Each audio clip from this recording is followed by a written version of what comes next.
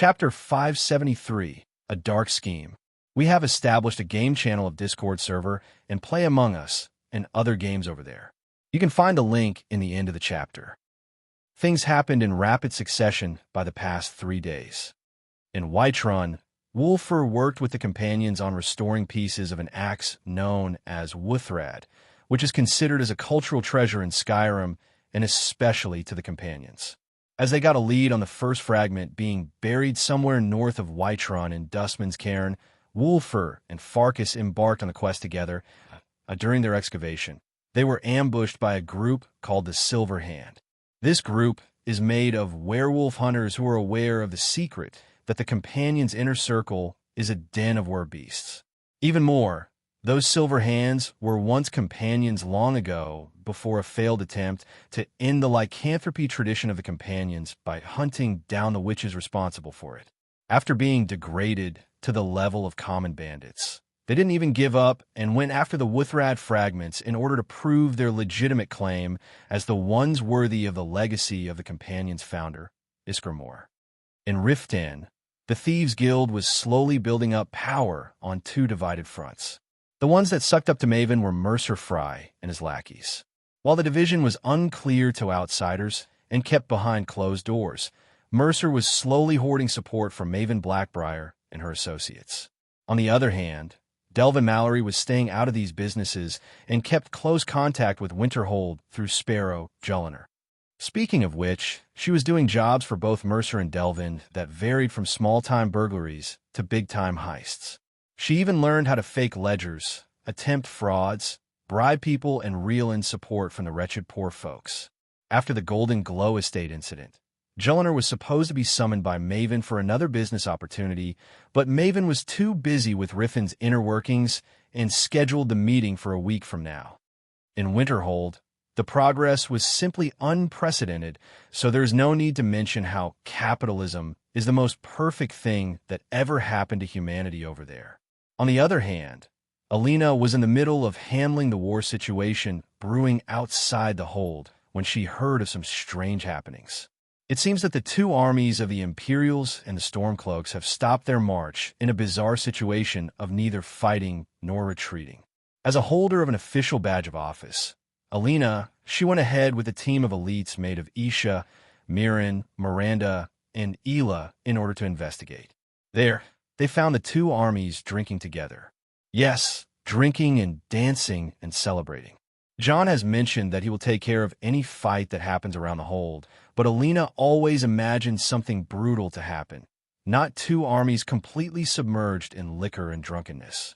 Once she tried to look around, she found a very pleasing-looking woman walking around the 2 armies half-naked and making sure everyone is more drunk than what they already are. This, of course, is Venus, the manifestation of lust. Alina recognized the aura of lust right away and ordered it to go back to Winterhold while she found the commanders of the 2 armies and attested them for breaking the peace agreement with Winterhold. In the rest of Skyrim, the situation of the war was coming to a halt due to winter, but that didn't stop the influence of Winterhold from spreading. The Pale and Eastmarch were mostly DDC territory, and what came next was the decision of whether to move to Whiterun or Jalmarch, but John didn't want to take this step without consulting with Vittoria Vici. Away from John and all the business shenanigans, New Sarthel was having a quiet winter night as Jonrad sat outside his manor against a bonfire as he read a message directed to him that arrived from Dawnstar. "Father, Alina, my child, what brings you in this hour?" Appearing before Jonrad was his daughter-in-law, Alina. She seemed to be wearing a large fur cloak and still donning 2 swords on her left side. The look on her face showed both emptiness and a myriad of thoughts. "You look like you need a drink." Jonrad joked around. "Anything good?" "Me? Well, John no longer keeps drinks in the house, so meat it is." Alina joined Jonrad on the bonfire and chugged the mead from the bottle, letting go of all her lady manners. "You look worse than I am," Jonrad said. "Father, you are retired." "Indeed, I was an officer, a spy, an escapee, and a bandit at some point," Jonrad said and made a cold face. "But don't ever think that parenthood is something as easy. Between those two demons on legs, I'd rather be thrown back into the war. Jonrad then laughed with Alina as he kept complaining about Thor and Idun. Father, both you and I know that raising Thor and Idun can't be compared to what I do. And that is raising John. Oh, I wouldn't want to do that, so I'll shut up. Jonrad drank a bit, then asked, Where is that unhandsome son of mine? Last time I saw him, he said he will mingle with the Dark Brotherhood or something. Just as she mentioned the Dark Brotherhood, Jonrad spat out the liquor he drank on the bonfire, causing it to look like a dragon breath of some kind. That's not mead. Alina pointed at Jonrad's tankard. Asterisk cough, vodka, he said as he cleared his throat. You just said the Brotherhood? Alina nodded as she found the vodka bottle nearby and started filling up her tankard from it. Why would he mingle with them? He said that the Brotherhood is one of the 4 factions he needs to take over in order to secure. She made 2 quotation marks with her fingers, fate. Bah! Jonrad seemed upset about it, but not too upset. Father, no, I got reminded by the damn Brotherhood, just from this letter, and now you're telling me John wants to contact them. I can't figure him out. Jonrad said, waving around the letter he has. What's with the letter? Alina asked. Just an old friend, Jonrad said dismissively. Father, I just came to ask you. I know. Jonrad nodded. You want to know about the Brotherhood? I trust John with a lot of things, Father. It is just when he is driven like this, I don't seem to fathom him either. Alina said, hanging down his head while observing the flow of the liquor she poured in the tankard. I know. Jonrad nodded. You are right. This letter is from a friend who used to have to do with the Brotherhood. Well, before we betrayed them, I guess. Alina narrowed her eyes. Yes, my friend and I were 2 stranded souls who fought wars in our wake and wars in our nightmares. I know him from the war, the Great War. He was a hero, a forgotten one. Or to be more accurate, he was someone whose name never came out to be forgotten in the first place. But he is a good friend. He just arrived at Skyrim over there in Dawnstar. He is not visiting. No, he seems to be chasing some sort of treasure. Just like John, there's always a trophy that is driving him around. Jonrad said and laughed. Tyr went to meet him, though. I see. So what did the 2 of you do to the Brotherhood? Alina's question caused Jonrad's face to darken and his expressions to crumble. Painful, no. Hateful memories surfaced. Power always has a price. I hate those words, but to acquire a power that you shouldn't have, you need to do things that you may not be proud of. I wanted to revive the tradition of Dragon Knights. I hit a dead end, and just like my son, I made a deal with a Daedric prince. Do 7 tasks, get what you want. Both he is labors. Right. I was in High Rock in those times, John, and you were around 7 or 8. I couldn't come to Skyrim since I wasn't strong enough to go through our enemies, and I promised. I promised Hilda to acquire that power that would keep her and John safe. Back then things used to be too simple. Get powerful, solve your problems, go home.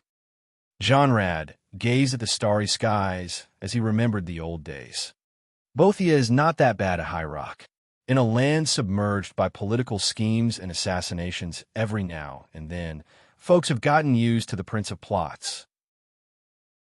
The deal wasn't even half bad. I got to kill 7 sinners who caused a great deal of pain to people. The first 5, they were the easiest to kill. Then I met my old friend, and our quests intertwined. He acted as the front, I acted as the shadow. Jonrad kept telling Alina the story of his first 5 kills as labors to Bothia. He was silent, efficient, and his actions saved hundreds of lives. He even got to save a kingdom and do some of the escapades like what his son is doing right now. When the story came to the part where he met with his old friend, he stopped it there. Cunning girl, you're getting me drunk to talk? I didn't even give you any drink, father, she said with a faint smile. All right. He stood up unshaken even with the amount he drank and removed the snow off his shoulder. I'll tell you the rest of the story later. When Alina called. When John arrives. He'll need to know it at some point. Jonrad left Alina on a cliffhanger, making her a little dejected. A mischievous grin appeared on her face as she decided to give him a spoiler of her own. John found the coffin of the Night Mother. She said, Jonrad stopped his pace and turned to her. "The luck, old lady?" He then raised the letter in his hand. "I already know. TSK. That's not fair." "Aha." The pale, sheer point. Serana flew backward like a rag doll and hit the wall of the mountain. Still lively as ever and barely injured, she sprung up again bearing fangs and brandishing claws, literally. "I'll never break," she screamed as she charged forward once again. "Good luck with that." John was sitting with a large halberd resting on his shoulder watching Serana fight, or just blindly wave her arms and body around. She's a mess. Even Nefertiti was ashamed for her. A bookworm for her entire life. A powerful entity with powers she never harnessed before. "What do you think about her level of power?" John asked. "Definitely more powerful than Alina, but still weaker than you, human." "Indeed, but Alina would defeat her in 5 seconds, maybe less. She's all over the place." "I can't hear you." In a fit of rage, Serena carried a boulder and threw it at the opponent she was facing. It evaded around quite easily and even struck the boulder with a bolt of lightning, shattering it to pieces. Serena took the chance and used the dust of the broken boulder as coverage to rush towards her enemy and destroy him with her claws, but she missed. She's learning little by little, though. Both John and Nefertiti were lazing around where they were as they watched Serena fight a dragon priest. This was the dragon priest buried above the mountain of Sheerpoint, Croesus. "Curse you!" She unleashed her rage and was about to turn into a vampire lord, but John used pride immediately and disturbed her transformation. "No beast mode, these are the rules," he said. "To oblivion with your rules."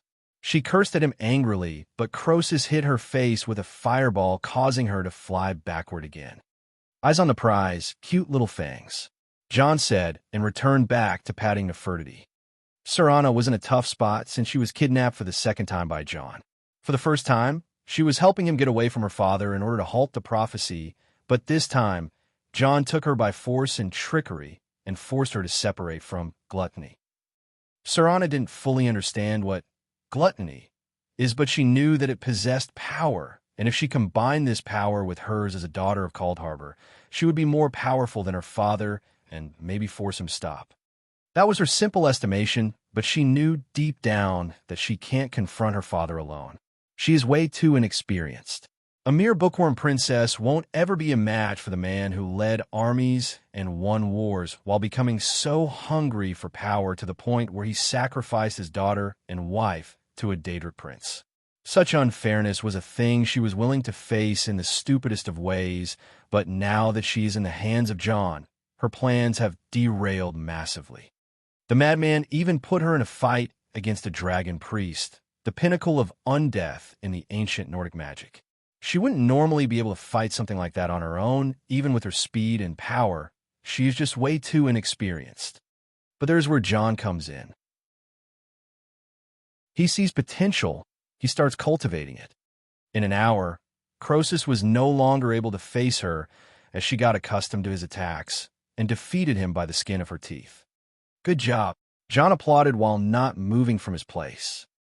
Serena was so pissed at him that she didn't even bother looking at his face. Still, looking at the foe he defeated, she realized that she had wronged that man so much by underestimating what he was truly capable of. As she started fighting the dragon priest, John started fighting the dragon of Sheerpoint all by himself. No gluttony, no greed, no pride, no wrath, no lust.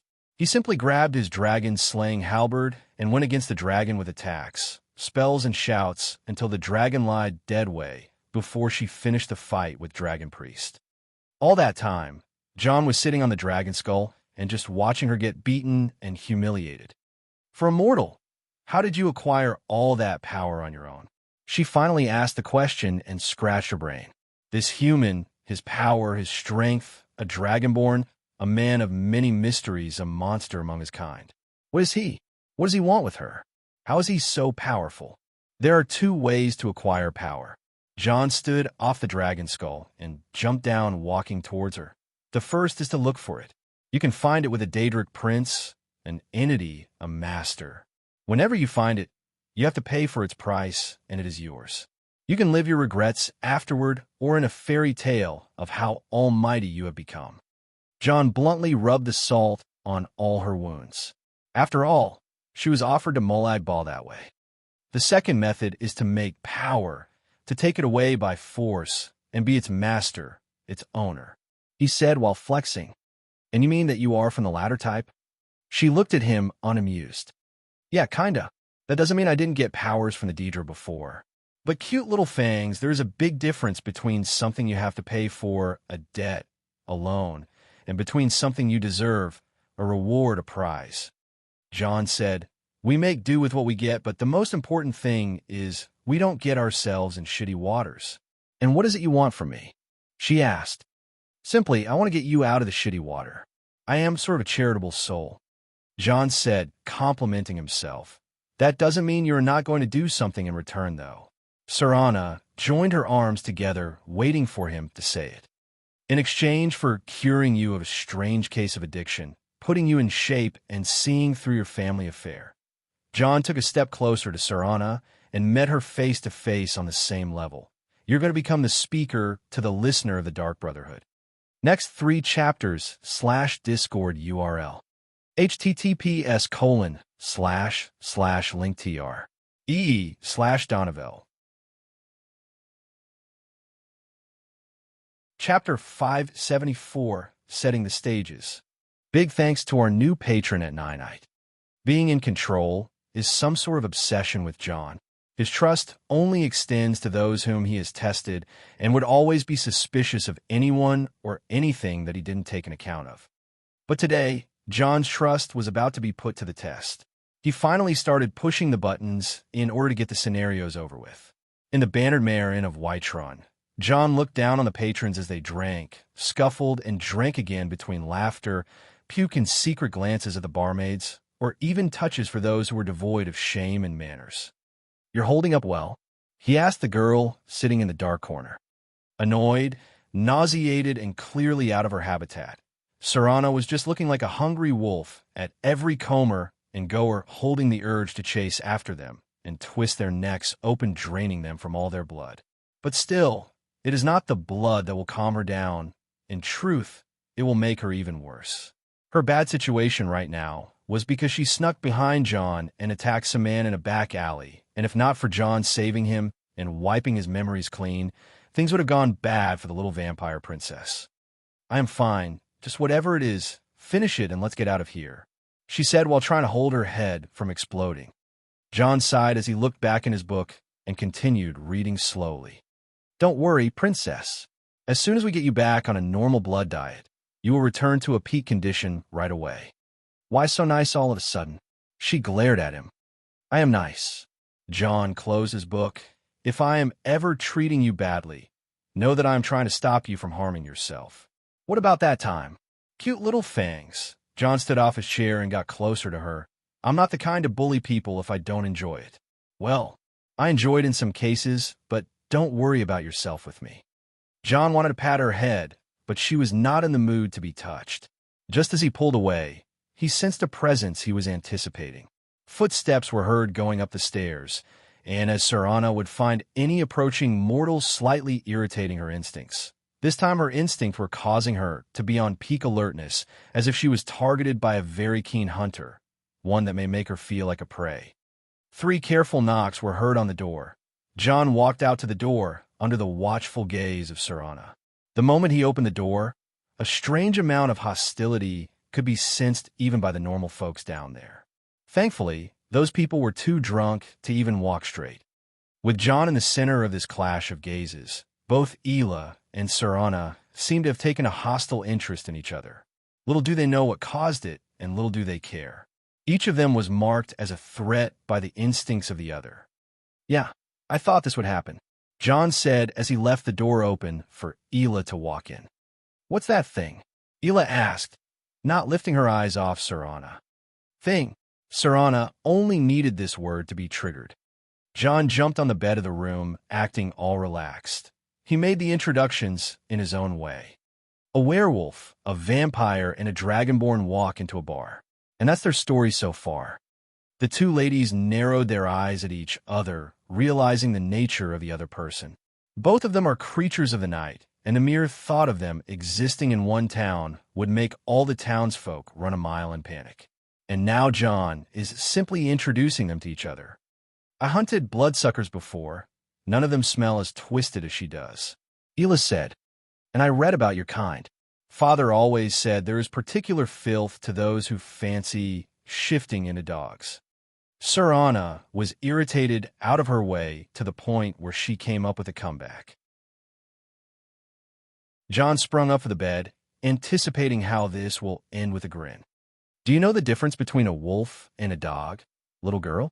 Ela seemed royally pissed. Enlighten me, wolf girl. If you kick a dog, it will crawl back, licking your foot, begging for forgiveness. Ela said as her right arm suddenly transformed and held Sir Anna from her face, lifting her against the wall.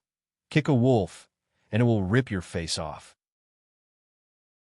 Sir Anna was taken by surprise, but her reaction was swift as all her claws and fangs were directed at Ela without a second of hesitation, but even with obvious bloodthirst. The situation was about to go downhill, except for clap.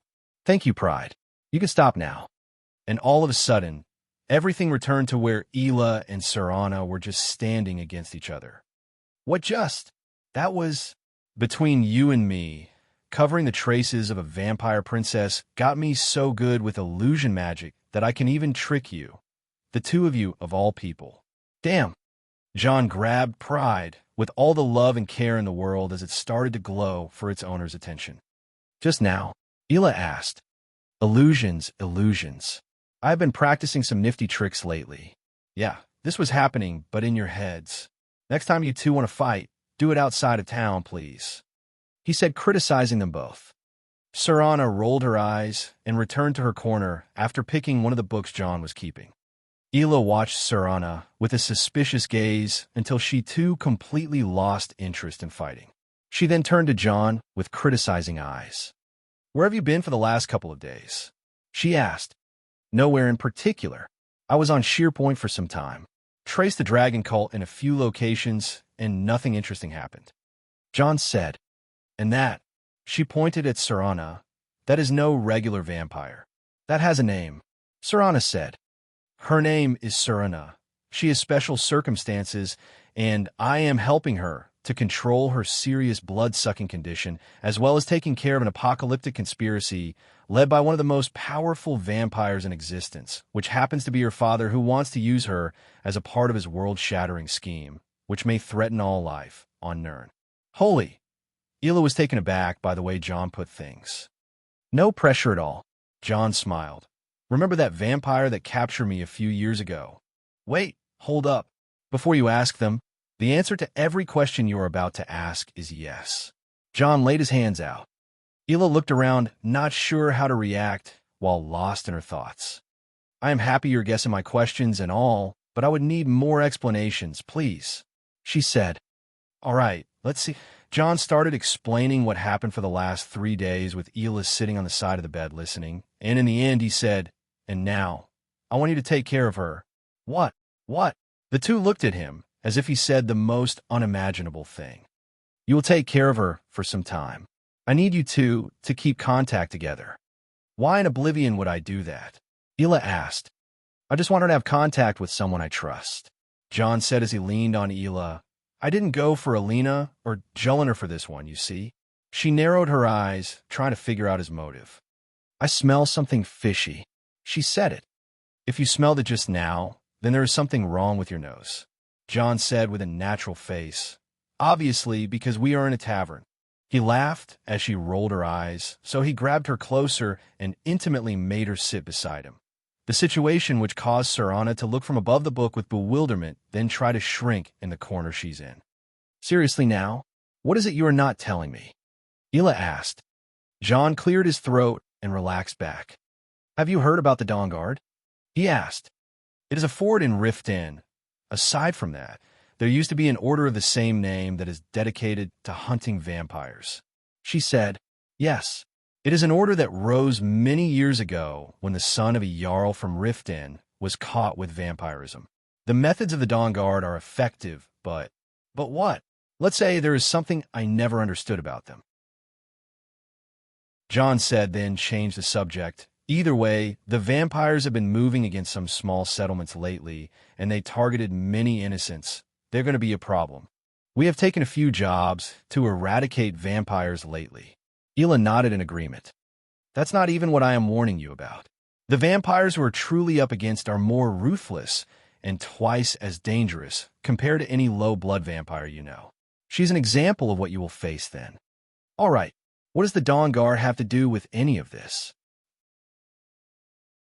I have received reports that they are being reformed under a man called Serene as we speak. Aside from that, the Hall of the Vigilant will be attacked in the near future, so I would like you to warn them. That's all. It should be. I want you to be wary of the vampires and not fully support the Dawn Guard at the same time. They will gain a lot of popularity, but we need to keep them from being as ill-reputed as before. On the other hand, I will leave Serana in your care for a few days. She has been training on combat with me, so her instincts are a bit heightened. Take her to the woods and show her how to get calmer. Ela looked at Serana, then looked away. Easier said than done. John kissed her on the cheek and jumped off the bed. With that, I'm going to leave you to get along. I have a mission somewhere else. He didn't even think twice before leaving Serana with Ela, which may sound like a bad idea in every conceivable way, but John had a plan and faith in the training he made Serana go through. She is very strong-willed and will be a huge asset. And with that, he left Whiterun. During the next day, John traveled back to Winterhold, then right to Rift 10. He didn't reveal his arrival in Winterhold, but rather headed directly to Nurina and gave her a strange gift. I remember the birthday of Archmage Savos is around the corner. He said before passing a box with a jade pendant to her, please tell him this is an artifact from elsewhere. The pendant he passed was a minor artifact he bought, but he ended up fortifying its effect through special means. What is it for? When Nurina asked that, John smiled and told her that she may thank him later and went away. He knew that the Archmage had a competitive nature and loved expensive things, so he would surely accept the pendant and keep it close by. After he left Winterhold, John teleported to Rift Inn and silently entered the Ragged Flagon without anyone noticing. The reason for doing so was to unnoticeably infiltrate into the Thieves' Guild den and plant something in. He made sure to leave everything as it is, but he left a certain item behind on the desk of Mercer Fry. The skeleton key is now where it is supposed to be. Next 3 chapters and Discord URLs.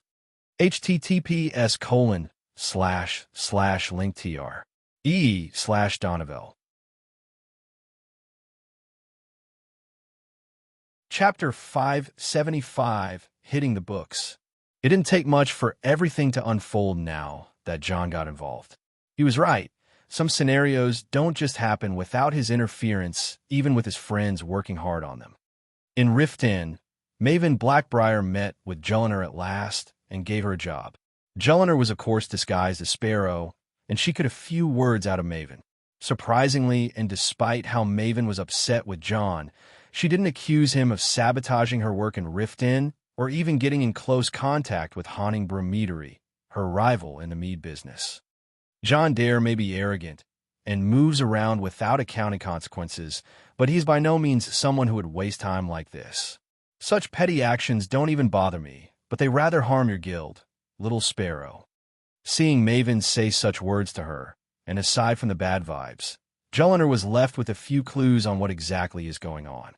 She knows that John knows, but he only reveals what makes things easier for her, but not ultimately easier to the point where she can breeze through all the missions he gives her.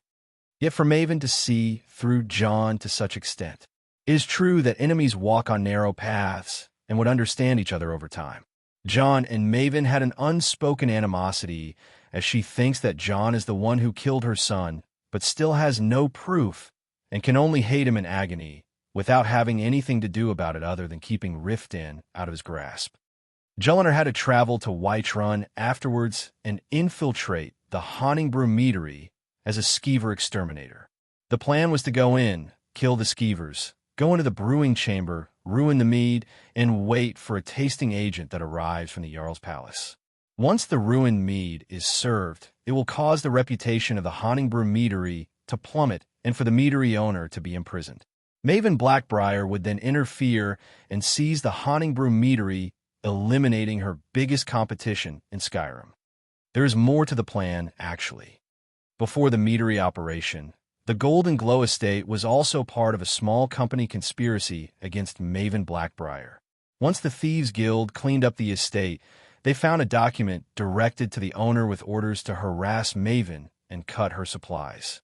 The same sort of document, carrying the same insignia, was found at the Haunting Broom meadery, and it had information that would cause the competition against the Blackbriar meadery to tilt in the favor of the Haunting Broom meadery. And that was hardly the end of it. After investigating further, the guild found out that the Golden Glow estate was sold to an anonymous buyer and the Haunting Broom meadery was invested in by the Dare Dragon Company. A lot of fingers were pointed at John Dare almost immediately, but it wouldn't be possible since John himself uses the network of the Thieves Guild to conduct deals such as buying estates and conducting such large transactions. Both John Dare and Maven Blackbriar are the lifeline of the Thieves Guild, thus despite how the two hate each other, they make consideration to not harm the guild which does their dirty bidding, and thus the Thieves Guild is outside all their investment struggles. Those fingers pointing towards John didn't last long. However, as offending one of the patrons and an old member of the guild always comes with a price. It was also easy to retort to any accusation towards him regarding those matters. But that wasn't the most important happening in the Thieves Guild at the moment. For some reason, the leader of the guild, Mercer Fry, became so energetic as of late. He was always depressed and clueless for the past 3 years, but now he is back to the top of his game, which should be something good for the guild, but many felt the opposite. Mercer started hiring thugs and mercenaries in large numbers, and even made very hasty moves in the open with the blessings of Maven, of course. But to what end? Despite the obvious rash behavior Mercer has shown, no one could even hold a speck of dust against him.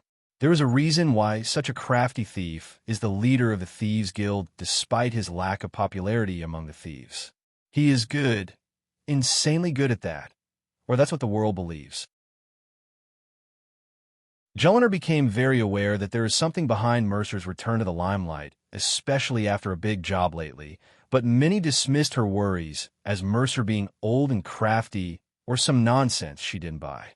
Leaving Jelliner and her worries aside, John was back in Winterhold in his study with his wife after the two seemed to have done it as they finally had a private moment together. Alina was smiling ear to ear now that she has John all for herself and forgot to rally Jonrad's message to him. Not that it mattered at the moment. "Let's go on an adventure, all by ourselves," she suggested. Straight out of nowhere. "Where to?" "We traced a few books about the Eye of Magnus, but they were stolen." "You already know that."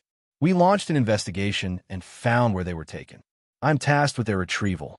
It is going to be on a mountain north to Whiterun, overlooking the White River." "I understand. So we are finally hitting the books?" "Hitting the books?" Alina asked. "Nah, just something I predicted. So a man and wife adventure time, is it? I wouldn't have taken it any other way." Finally, and after some long time, John and Alina visited the college all by themselves and took their badges as they submitted, going on a mission together. It is rare to see John doing some voluntary work for the college, but as a powerhouse of his own, seeing him doing this assures the people whom he takes care of, especially after the incident where he paralyzed the whole city once. Inside the college, it seemed that the Thalmor advisor in Kano was very active trying to recruit some members into his cause to take the initiative to research the Eye of Magnus, and caused quite the headache for the others. He kept going on about how the Thalmor should be involved in this investigation, but it seemed that Archmage Savos put him in his place by calling him out in a meeting and telling him to quit bothering the scholars and researchers over some customs that aren't even approved by the Magic Society. With that, a rift formed between Encano and Savos Aran, causing the latter to keep looking for excuses to try and distance the important matters away from the former. Regarding John and Alina, and after finishing up with all the preparations, they traveled on Flame Horse Atronax together like the old days without even taking a portal. The road trip was meant to be a fun activity for only the two of them, and they managed to make the most of it.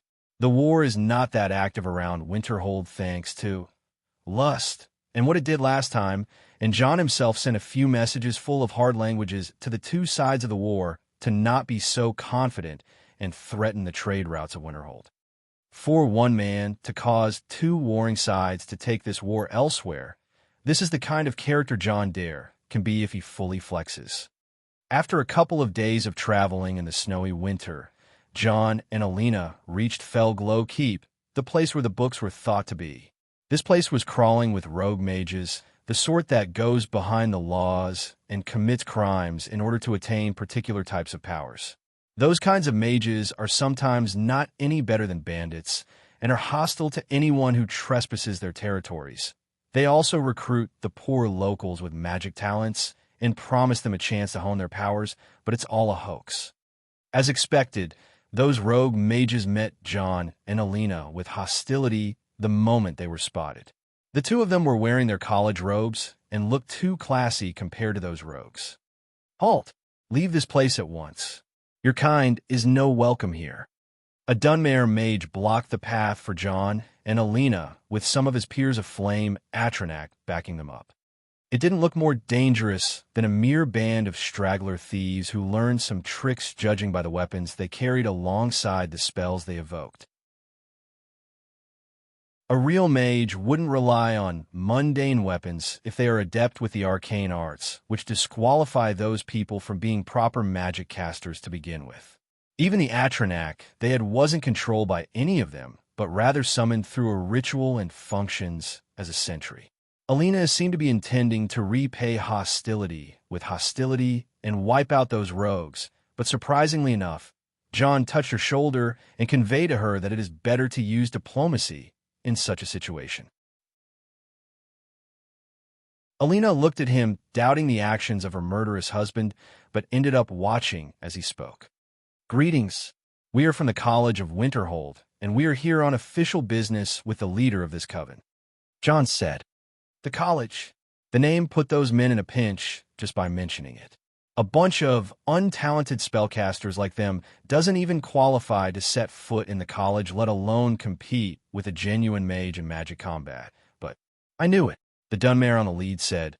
More of a reason to turn around and leave. Our leader made it clear that the people of the college are no welcome here. John and Alina exchanged looks with her, trying to convey that they should go blasting spells and kicking ass until they get what they are here for.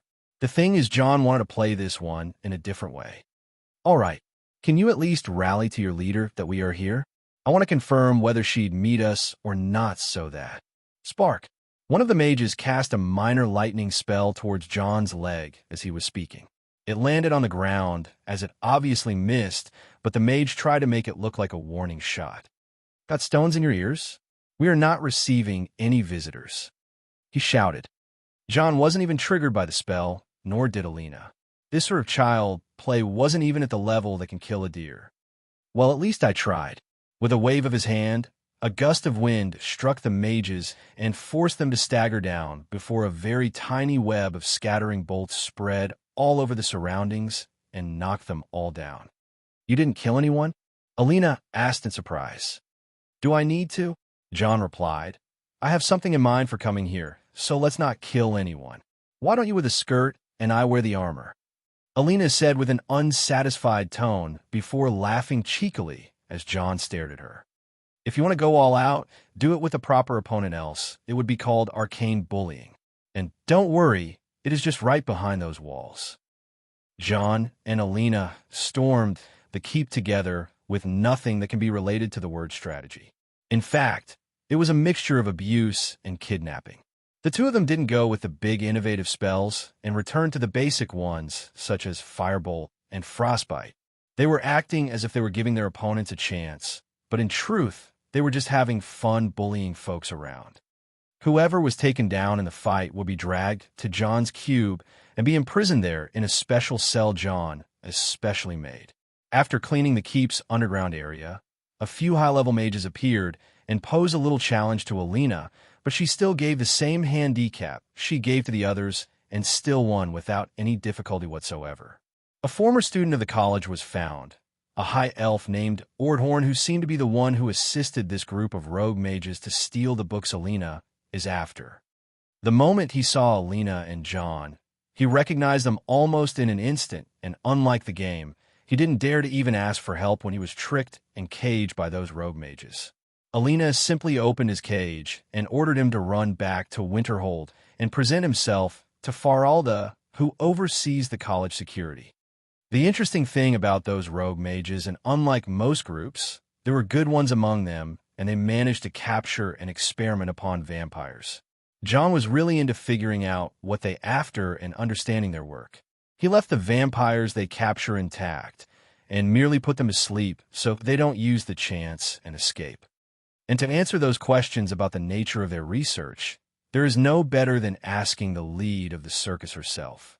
The leader of the rogue mages, the boss in the last room, the woman known as the Caller. Next 3 chapters and Discord URLs.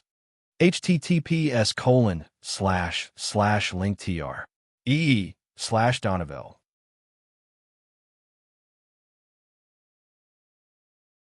Chapter 576, The Caller.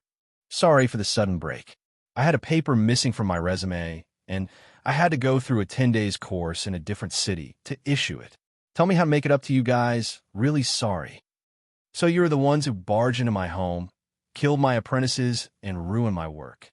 How nice it is from you. Give the books you stole back, and no harm will reach you. Is that so? I might as well offer you a better deal. Surrender, and I'll make it painless. Are you testing my patience, bitch? You are the one who started it, whore. Goddamn, John said. I love it when women fight.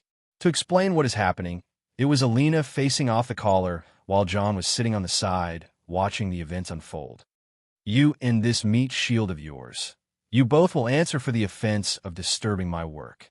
The Caller said as she waved 2 staff at the same time, summoning up a storm Atronak with each spell. That's fast. Good control, John commented. Are you on her side now? Alina glared at him. Not at all, honey. I am just cheering for the nice play. Go on, squabble around you two while I root for you. No killing allowed, remember? The scene starts with 3 mages and all kinds of summoned creatures in a large circular room. Alina and John just barged in, and the Caller, leader of Felglow Fort mages, was facing them with all her wrath. The Caller was, of course, a character that appeared in the game, but it was always shrouded in mystery since the developers probably cut her from other content or were too lazy to establish a backstory for her. She is a high elf, a very strong mage, and an excellent conjurer, just like Nirina. John wasn't sure where, but he could sense a lot of shortcomings from her casts. It is as if she was having some difficulties maintaining magic. It was actually strange, since that woman was actually a fearsome boss from the game. The interesting one in the fight, on the other hand, was Alina. The Caller started teleporting a few times. Alina started trapping all the walls and floors around to fully shut the space, preventing the Caller from teleporting and even calling creatures from oblivion. Such a method was extremely hard, yet she has done it with her left hand, which needs a lot of concentration to keep so many runes up. On the other way, she simply spammed Blizzard Blades at the Caller like it was nothing. Alina's capacity of magic and ability to control were not just superior, but profound and just natural. A divine gift, if one should put it. The Caller could no longer handle the pressure of Alina out of spite. She launched a spell towards John, trying to distract Alina. Nice! John applauded and brushed away the coming lightning attack with the back of his hand, causing it to repulse at the nearby alchemy station. Who on earth are you people? Seeing John pull such an absurd trick, the Caller felt outmatched on the scales of heaven and Nirn against such ability. She couldn't help but gather a bunch of Atronachs around her to make them meat shields for any elemental attack. Yet to her question, John took the lead in front of Alina and displayed a hint of his overbearing presence. We told you we are from the college, and we are here for some books, he said, and took a step forward against the Caller, who unintentionally stepped backward. You came into my home and killed everything that walks. How else do you expect me to react? She shouted. Both you and I know very well you don't care for the lives of those minions of yours, Caller. John replied. You still don't kill a dog without the consent of its master, she said. In a momentous reaction, John pointed at her with acknowledgement. That's true. Dogs as they are, they shouldn't be killed that easy. The only difference is that they are humans, and most of them are aspiring to learn the arcane arts. Their luck was so stinky as they fell into your hands, but who am I to argue? John smiled and made his offer. The lives of your dear, precious dogs for the books you stole? Sounds like a deal now. I didn't misty. What is that, Alina? Is that the sound of the bone-grinding machine we stole from Arun's Dagon? I wonder what to do with it. John turned to Alina, who by her part shrugged her shoulders. You can have the damn books, the caller said. The books were sealed on 3 stands around the room, and with a snap of her fingers, the seals were released. Much obliged. You can have your puppies back, John said, and snapped his fingers in response. With that, the books disappeared from their stands, and in an instant, the room became filled with a number of people all of a sudden. They were all unconscious and quite in a bad shape, yet no serious injuries, however. The thing that all could notice the most was the odd shapes arching between their legs. That shouldn't have happened. John looked between the 2 women awkwardly. Venus, with a strong shout, a strange object rose from among the bodies, and a woman materialized while flying midair like a flame Atronak. She saw John and smiled like a mischievous child before flying towards him and trying to appease him the same way Nefertiti does. The only difference is John used a finger of his hand to shoot the gem on her forehead at the nearby wall. Stop making my prisoner horny. As the image of the woman disappeared, the true form of lust, which has now become a pink-colored gem, started to float around as if being sad it got hit. About that, this is totally my blunder. I will compensate. John turned to the caller with an honest face, only to find her eyes glued at lust. What is that? She asked. The caller's attention was shifted from everything right towards that thing she saw just now. Lust, or to be more specific, it is the thing John called Venus. This strange life form, a living thing which she completely could tell it is. A creature of such etherealness and mystery, a life beyond the life she knows, something she seeks, or maybe it carries the answer to everything she ever searched for. She looked at John and asked again, demanding more answers. How is there such a thing? Oh, a curious one, aren't you? John asked. This thing, is it actually alive? What is this state it is in? Etherealness. John answered with a faint smile. Like an immortal soul? An animus that is bound to the mortal world? She asked while still maintaining her cover behind her various Atronachs. Why don't you come out and I tell you? John said no, that he left her with a teaser. We took our books and gave you back your people. It is all a fair trade now. We seek no more trouble, caller. Alina said, assisting John in pacifying. Like I will ever believe that. She turned to John now that she recognized him as the mastermind behind this attack. You know something, don't you? About me. John seemed to have been found out since he was simply acting from the start. The thing with lust from a while ago was all his plan, and he wouldn't even shy of admitting it. Me? No things? He asked. Yes, that's what I do. What do you want? She asked. You certainly wanted me to see such a thing for something you want from me. The caller was terrifyingly fast to catch on John's trick. Call it the wisdom of age or whatever, but this woman is hundreds of years old and is considered an elder even among the high elves. My name is John Hild Firemane. This is my wife Alina Firemane, and I go by the name John Dare. He said, the Dragon of Winterhold. She said, recognizing the name that John was called with by Ulfric once. And this must be the Red Witch. I hate that name. Alina frowned. You didn't do anything other than confirming it even more, wife. I mean, I love red too, but your wardrobe is... All right, I'll stop talking now.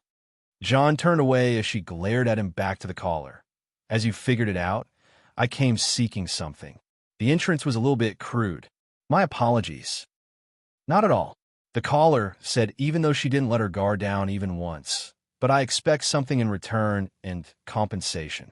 I'll pay for the damage, redecorate this bland place, and even install a swerve system down your fore if you want to. John offered. I prefer knowledge. That's what I can offer, and that's what I seek most. Why not? It seems we have come to an agreement.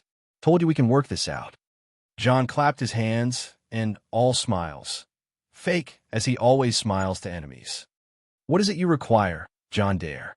The caller's question provided a one-way ticket to her library of boundless knowledge, all stored in her head. She is an expert in souls and incorporeal matters, and even more, her knowledge of vampires is top-notch and can be considered one of the few mages who are on the hunt for vampires to commence trials on them. Apart from that, she is also a criminal who conducted various experiments on mortals as well and knows her ways around those things. The Coven of the Caller wasn't that famous, as she was always covering her tracks, but John knew how this woman operates. Aside from being an open researcher with no ethics or restrictions on how she researches, she is very well known in the black market as a producer of advanced and experimental products.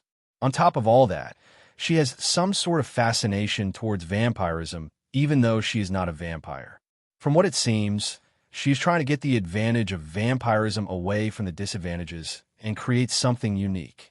And to make things even more interesting, this woman seems to be serving a Daedric prince as well, since her soul can't be trapped as if sworn to a Daedra of a kind.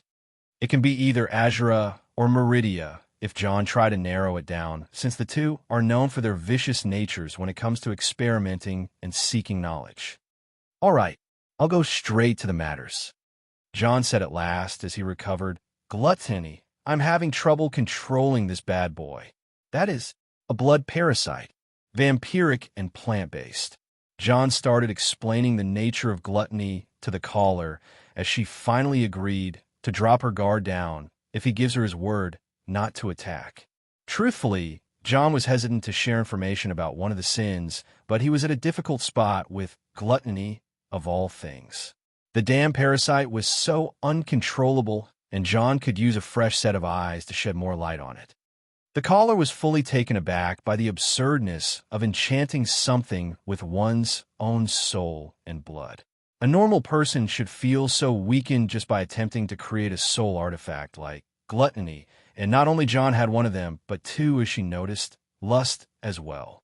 But John's questions didn't really end here, but rather, they became deeper and more challenging the more he and the caller exchanged knowledge. Even those unconscious lackeys were long since up and driven out from the inner sanctum. A leech is a being different from any other. While it can survive on its own for a limited time, it can't function properly without continuous contact with a host. It will be violent and greedy while trying to establish its own source of energy at first, but to get through such a situation, it must be slowly controlled through letting it consume. A parasite can't be rejected for it to take effect. This is troubling. John reacted with discontent. But for you to manage to mutate a parasite, link it to your soul through enchantment, and infect it with vampirism, I don't know whether you are lucky or even luckier. Just what kind of vampirism you use to transfer the infection. Oh, and what are its powers? John looked at the caller with annoyance, as he wouldn't really just say that the blood of a daughter of Cold Harbor is what cultivated such parasites, but he had to give her something according to the agreement. I will present you with details on how the mechanism of such a parasite works. John nodded. The topics John asked about afterwards were all vampire-related. Vampire weaknesses, vampire abilities, vampirism cure, and all there is to kill, trap, and interrogate vampires. At that moment, John even came up with a few business propositions. If he could capture any vampires, he would hire the caller for their interrogation and holding. Even more, the caller and her coven will present their own unethical methods as a source of knowledge to the DDC in secret. Many errors can be avoided through those guys, and they're a tale that can be cut and left out whenever proved unworthy. And who is more qualified than Alina to be keeping an eye on them? With that, John established his own underground vampire research and torture facility, an idea that will prove vital in the fights yet come. Next 3 chapters and Discord URLs. https://linktr/Donovel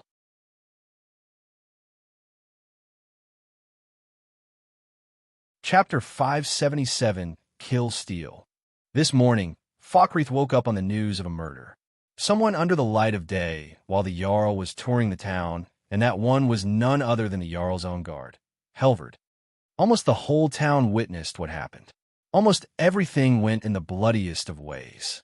One moment Halvard was following the Jarl. The next he was facing an angry woman who dug her fangs into his neck and made his blood splatter covering every inch of Jarl Sedger.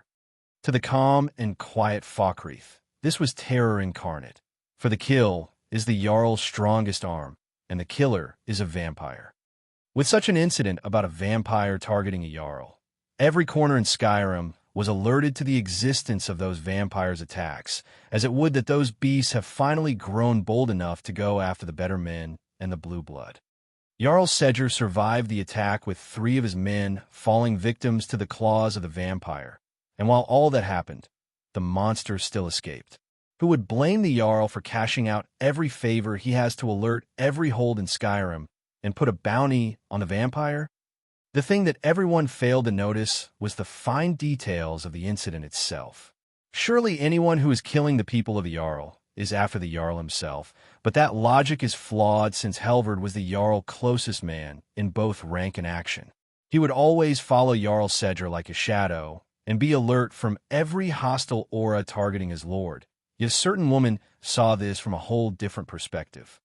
As she walked in Falkreath carrying a basket of vegetables and dressed like a farmer, she smiled at the townsfolk who recognized her as the woman who sells fruits every Frida's at Falkreath's market. She has a farm outside the town somewhere in a nearby village, but no one really cares for a mere villager with dirty clothes. She walked on the muddy street, avoiding the coming and going horses, bowed to a thane patrolling the streets, and took the long turn around the Jarl's longhouse to avoid the security checkpoint around the area. Falkreath was locked tight. She found the alchemist's shop of Falkreath in the innermost corner of town, where the buildings meet the mountain, and she put the fruit basket on the ground, then sat on the wooden sidewalk with her back against the stone wall of the shop. She looked like a simpleton from a village with her old-looking dress stained with 5 inches of mud around the hem of her dress. Fresh vegetables. This morning's pick. Fresh vegetables. As she shouted the same as any villager who sells their fruits in the local street, people started looking at her with annoyance, as she was totally out of place. Whoever wants to sell their products go to the market in the middle of town, not in this secluded, quiet place. However, the person who got annoyed the most about this noisy villager was none other than Zarya, the owner of Grave Concoction's alchemy store. Zarya was just brewing some minor healing potions for the morning and had a lot in mind lately, so the voice of a villager selling their veggies outside her door was clearly an unwelcome interference. She grabbed a mop and with heavy steps towards the outside of her shop, she went on with her hot-headed Redguard temperament. Who in the name of Baal would come to? As she raised her mop to shoo off the villager woman, Zarya's feet froze and the muscles of her body stiffened with an instinctive reaction to the stare she received. If stares can kill, then the villager's stare was one that snaps necks and slits throats. "Zari, dear, been a while." The woman spoke in a tone so clear and yet so faint only Zarya could hear. The accent changed, the attitude switched. The temperament wasn't that of a rough villager, but rather a silent hunter, a deadly trapper, a beast waiting. Zarya recognized whom she's up against, and lowered the mop she raised with cold shivers running on her dark skin. "Astrid, dear, you look unwell. Is it so dark in there with all the potions and other things?" Zarya, a mere owner of an alchemy shop, or so she seems, met with Astrid, a power-hungry woman who happens to be the leader of the sanctuary of the Dark Brotherhood. Of course, the two of them have had prior knowledge of each other. It may even extend to be called history. "Come on in." Zarya felt strange meeting Astrid this way, thus she cleared the way for her inside the shop, but Astrid seemed rather uncaring. "To be fully honest with you, dear Zari, we are having a situation here. A situation where trust is an issue at the moment. Excuse my caution, of course. Never walk into the den of an alchemist not knowing their intentions, they say." Astrid said with a faint smile on her mud-stained face.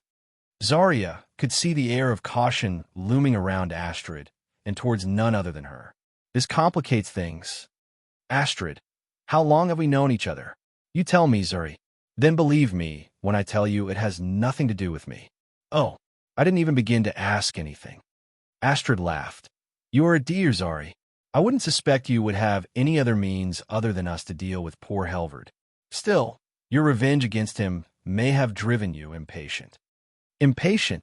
Zarya dropped all mannerisms of Astrid and glared at her.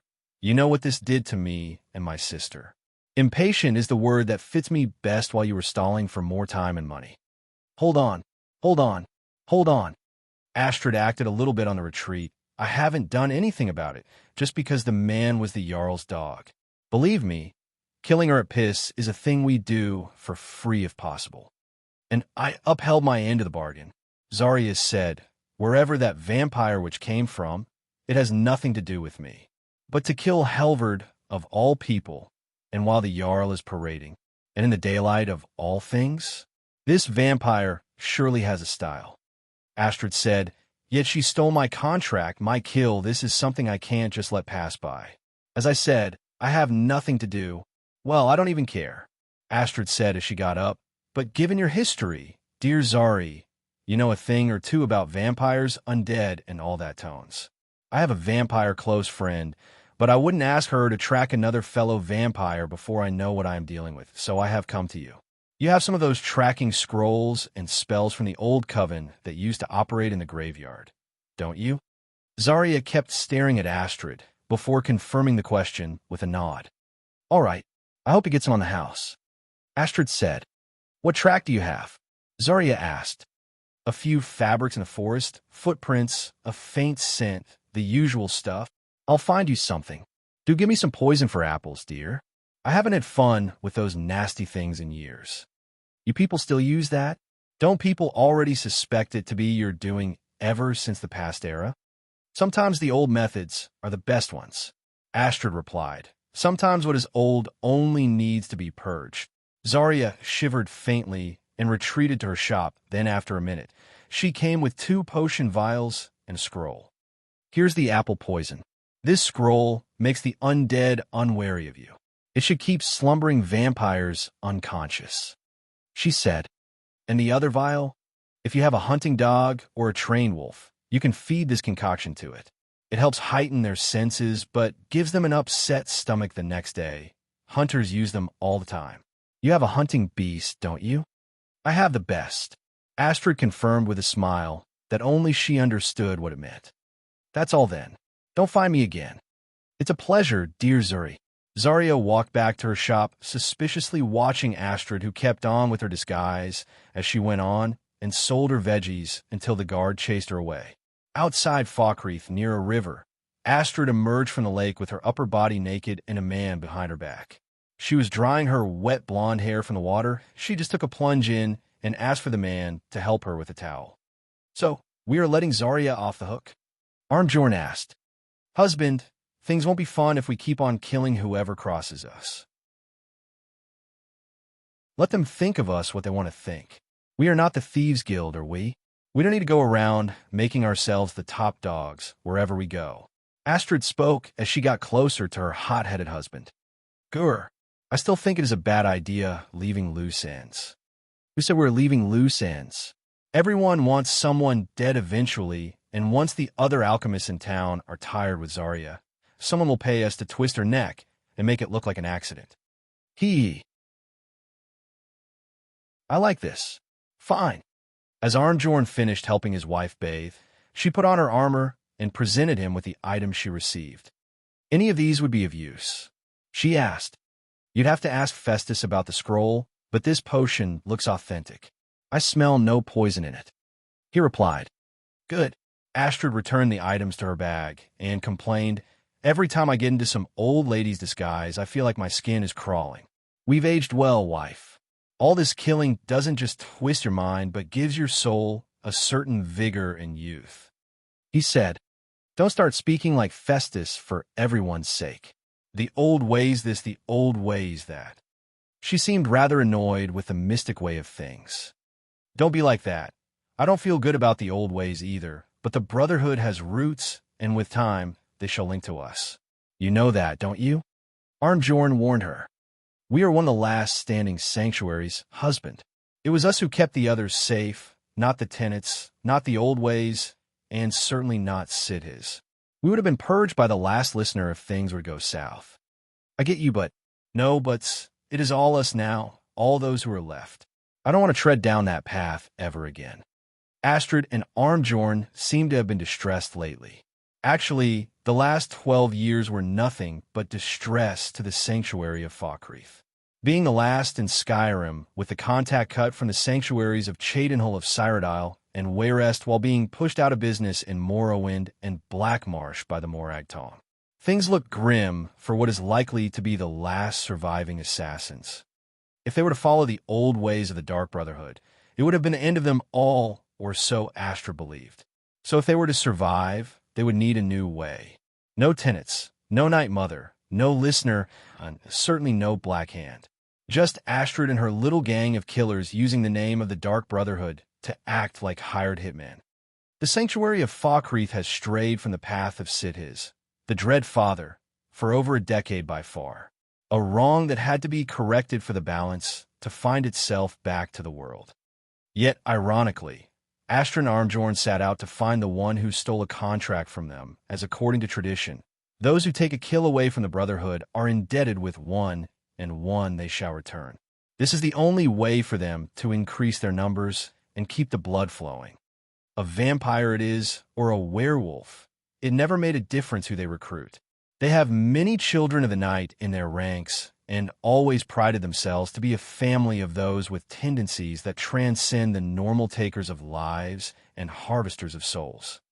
But with the Dark Brotherhood being a shadow from its former self, another was lying in waiting and ready to rise from its ash.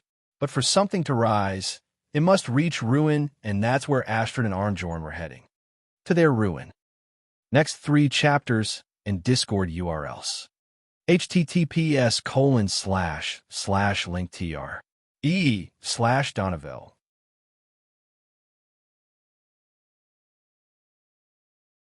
Chapter 578, The Seuss. One day it was all dark, and then it was light. A faint light, calm light. Nothing as blinding as the light of this world scene when a baby is born. I remember it. I remember the minute I was born. It was bright, too bright to my liking even then, so I cried. Everything was so annoying. I didn't know fear by then, much like those subterranean beasts who were burnt by the flames they saw for the first time. Life back then is something I cannot remember. Strange, right? I remember the moment I was born, but I don't remember anything else from my childhood.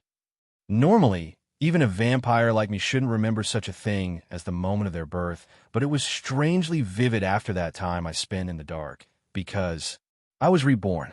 Believe it or not, people can get reborn. To seal them in the ground for hundreds of years, then unseal them.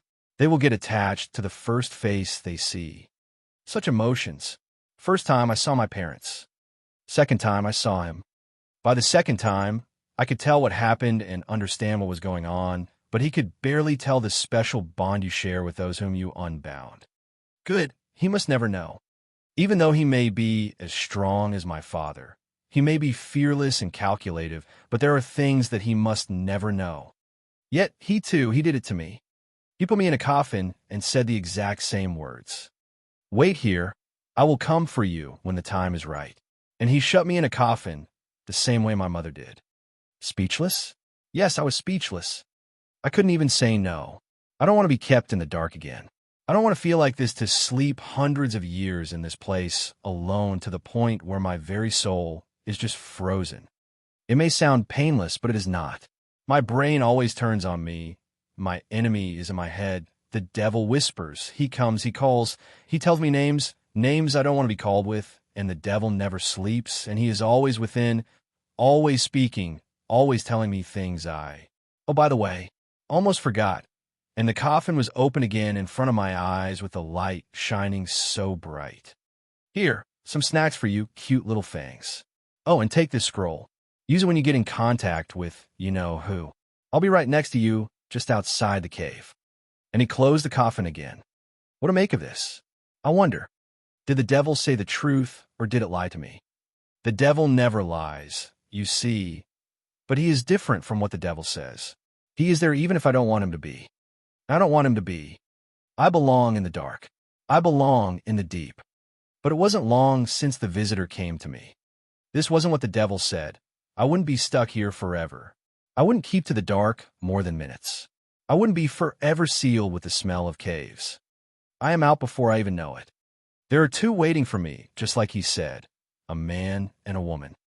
The moment I looked to the woman, she opened up a scroll and cast its runes on me. Strange.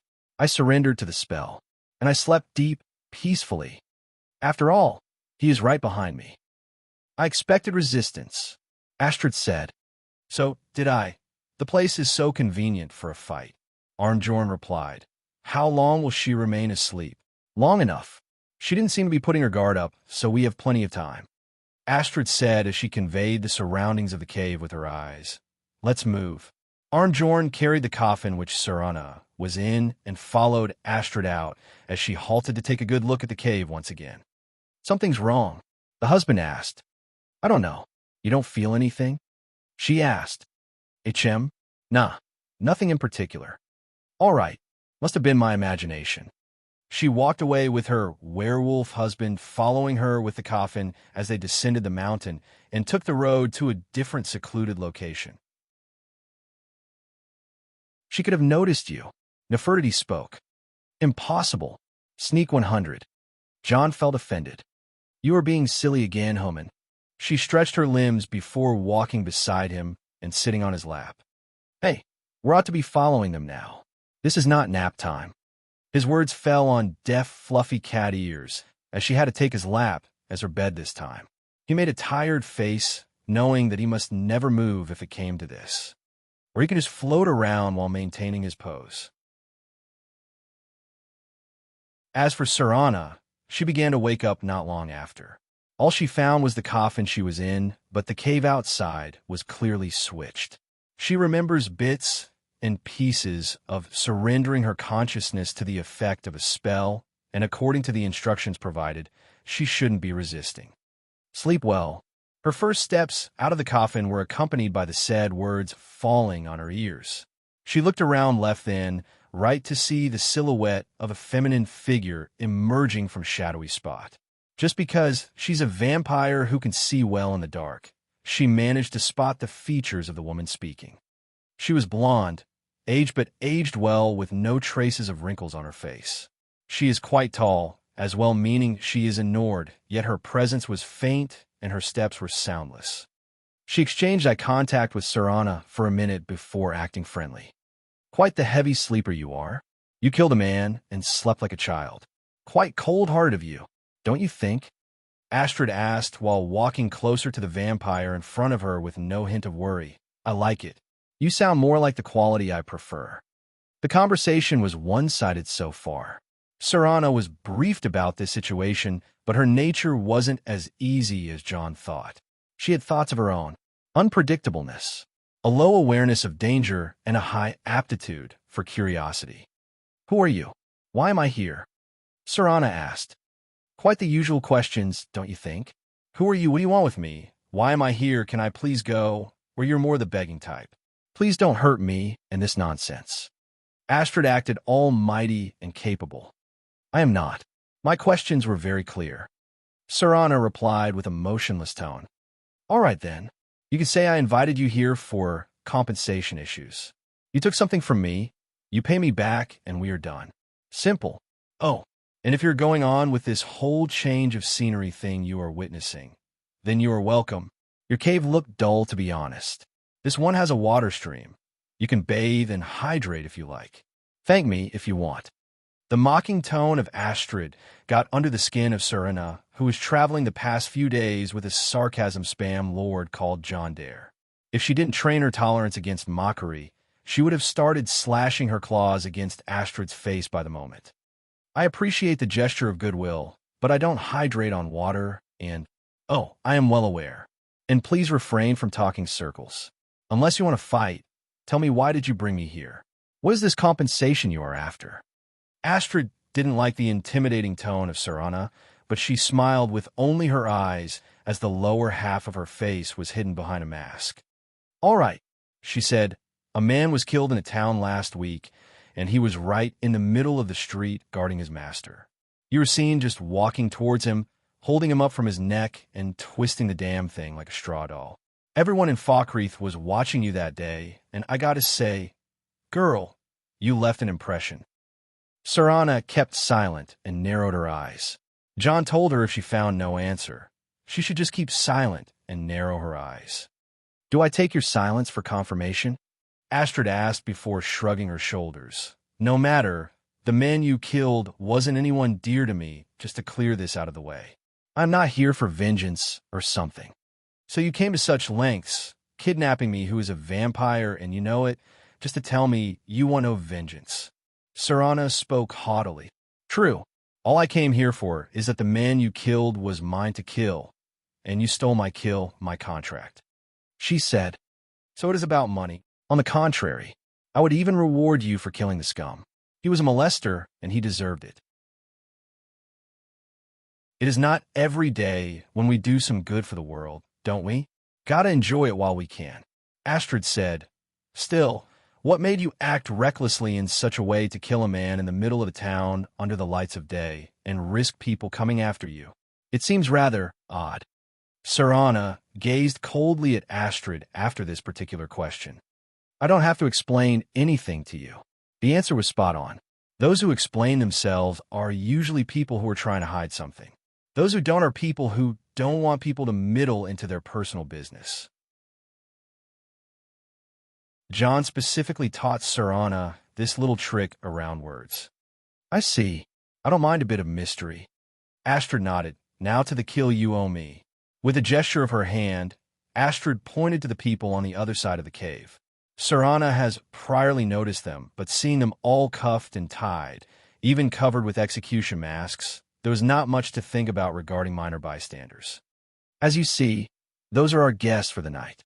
I've collected them from, well, that's not really important. The here and now, that's what matters.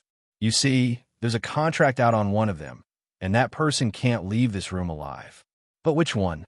Go on, see if you can figure it out. Make your choice. Make your kill. I just want to observe and admire. What is the catch? Serana asked.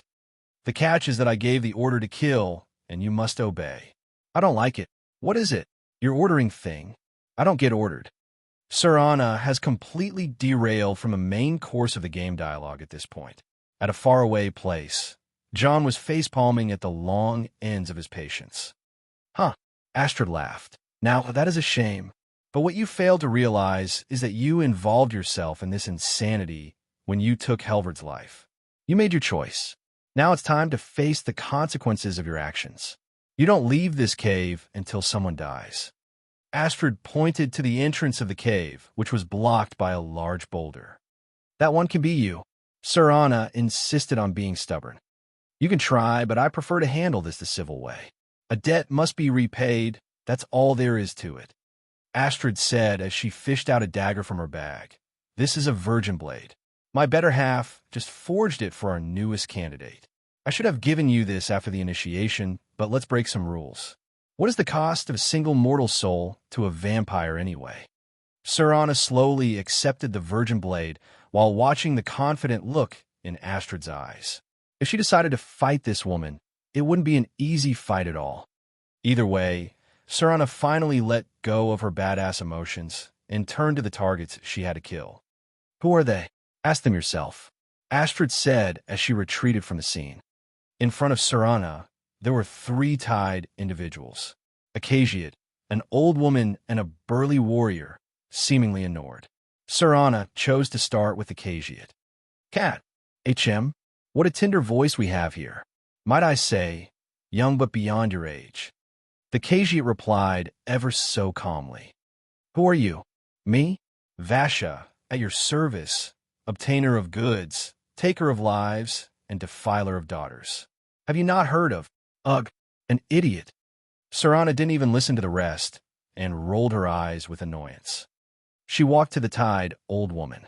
Quite old, but her curses and vulgar tongue was quite the irritating thing even on the other side of this room. Woman, who in Mara's name are you, slut? I've been hearing your voice, talking, scheming. Cut me down, or as Mara is my witness. If I didn't have this hood on right now, I would spit right in your face. Serana sighed, once again indicating that, not different from the Khajiit, this woman is just another idiot. Last was the burly man. Nord. What? Who is it? Please, spare me. I'll do anything. The man said in a shaky tone. Serana had a strange look on her face. She turned to Serana, who by her part shrugged her shoulders as well. Quite the timid guy, aren't you? Serana asked. Who would want you dead? Wait. What? The man freaked out and quivered, struggling with his cuffs and hood. I am nobody. I don't want to be killed. Please. I am... Serana wanted to say something, but thought before she continues. I'm finding a pattern between the first two, but with you, you seem like a nice man. Mind I say, not a man to be put a price on his head. No. I mean, I was a mercenary. I made some enemies. Obviously. She nodded. Oh no. Oh gods. What have I done? Between two idiots who would make anyone into their enemies and a coward, Serana was perceptive enough to feel that the two idiots are easy to get contracted on by the Brotherhood, but it wasn't common to get every little shit in the land contracted for murder. The only one unique between the three is the last guy, and he sounded strange. I didn't quite catch your name. What was it? Serana asked. John. John Dare. They call me John Dare. Serana. What? John some distance away. Meow. Nefertiti beside John. This was quite an unforeseen situation, even by John. The reason is this guy calling himself John Dare and about to piss himself from fear. In the game, there was no such thing as John Dare, but John is positive that this guy was called Fultame the Fearless. Quite the distance between Fultame and John in all Tamarkalic languages. Even Serana was dropping her act amidst the confusion. So to explain it, Fultame the Fearless from the game was quite the imposter guy, and he was posing as Fultame, a former Blade agent who is hiding in the Nightgate Inn. The original Fultame is clearly hunted by the Thalmor, and he seemed to be quite the hero who killed many Thalmor during the war. Of course, he is one of the starting characters in this book. Naturally, his tale should be a local Nordic urban myth, and an imposter or two should appear. With John Dare being the hottest topic in Skyrim and the urban legend that outshines all, he did have some imposters in the past, and here's this guy posing as him. TBH, I've had this idea since the start of the novel now. A weight has been lifted at last. With the appearance of such an imposter, Serana and John took quite the time to readjust and think of something. Serana pointed the virgin blade at this so-called John Dare and said, Just don't kill me, please. Fake John. Kill him already. The woman. Kill the man, and let's get this over with, please. The Khajiit. Yeah, he's way too sus. John via telepathy. I am sorry, the vote has been cast. And with a clean slice, the dagger slit the throat of the imposter John. Well done. Astrid applauded. You are quite stubborn, but it's a trait I value. No one should just follow orders mindlessly. Is that all? Serana asked. Yes, that concludes our business. Astrid replied. As she said that, Serana turned away towards the entrance of the cave without care. The moment she reached the boulder, she pressed on it with her hand, but it didn't budge, making her narrow her eyes. Before you go, I would like to extend you an invitation to join my family, the Dark Brotherhood. Astrid's offer irradiated the skin of Serana just a little because of the word family. Obviously, but she got over it. What's in it for me? Serana asked. The question made Astrid smile as she acted all cool and chill. We are a particular group of people with particular like-mindedness to murder. A remorseless guild of paid assassins and homicidal cutthroats. We kill for profit and for enjoyment, and of course, personal interest. A good reason as any to join, don't you think? Serana kept silent for a while, then nodded. Keep going. I admire your enthusiasm. Go to the pine wood of Falkreath, just between the farm and the town east of the old tower. You will find a black door under the road. It will speak to you, and you shall answer, Silence, my brother. Are we clear? Serana nodded and faced the boulder. Without even touching it, the boulder was lifted and pulled away by a large creature. A werewolf. See you at home, Astrid said as Serana walked past the werewolf thin in a dash, disappeared from sight. Astrid narrowed her eyes towards the direction Serana ran to and kept thinking before the werewolf spoke to her. Should we start cleaning? The werewolf awkwardly spoke. Astrid looked at him. What's with the blood on your mouth? She asked. A snack, Armjorn replied. So, the old man is feeling young, I see. She laughed. Heh. He grinned with his terrifying werewolf face as well. Fine, your meals are waiting inside. Finish up and meet me at home. They walked past each other with a similar grin on their faces. Just wash up after you finish eating. Yeah. Next 3 chapters and Discord URLs. https://linktr.ee/Donovel.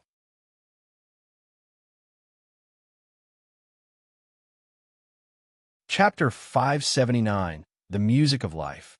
It wasn't long after Armjorn returned to the Hall of the Dark Brotherhood under the road to Falkreath. It was dim at night, but the crafty old man found his way back to the hideout, as if it is some second nature to him. However, he would stop every now and then to check his surroundings for any suspicious activity. The moment he arrived at the hideout, he found a small pathway going through some rocks under the road, and there was a door. A grim-looking door made of stone and metal. He barely touched the door and gave it a good push, but it didn't budge whatsoever. He retreated his hand, but the moment he did, it felt as if the door came to life. A faint light shone on the texture of the door, showing the marking of a skull carved on it with a palm emblem on its forehead. And just like that, a voice echoed into the head of the old man. What is the music of life? The old man groaned in disinterest as he answered. Silence, my brother. Welcome. Home. He always wondered how this wall would speak to people. The uses of magic are surely endless, and this door is one mystery on its own. Some say that the black doors are artifacts bestowed upon the Dark Brotherhood from the void itself, but no one is sure of the truth anyway. It is only that those doors always exist and may appear whenever a place is deemed suitable for a Brotherhood hideout through a notification from the Night Mother to her listener. All the history and lore aside, the old man knew that there hasn't been a listener for almost 12 years, and Astrid, his wife, has been leading the family like her own band of hitmen ever since. Not that he cared anyway.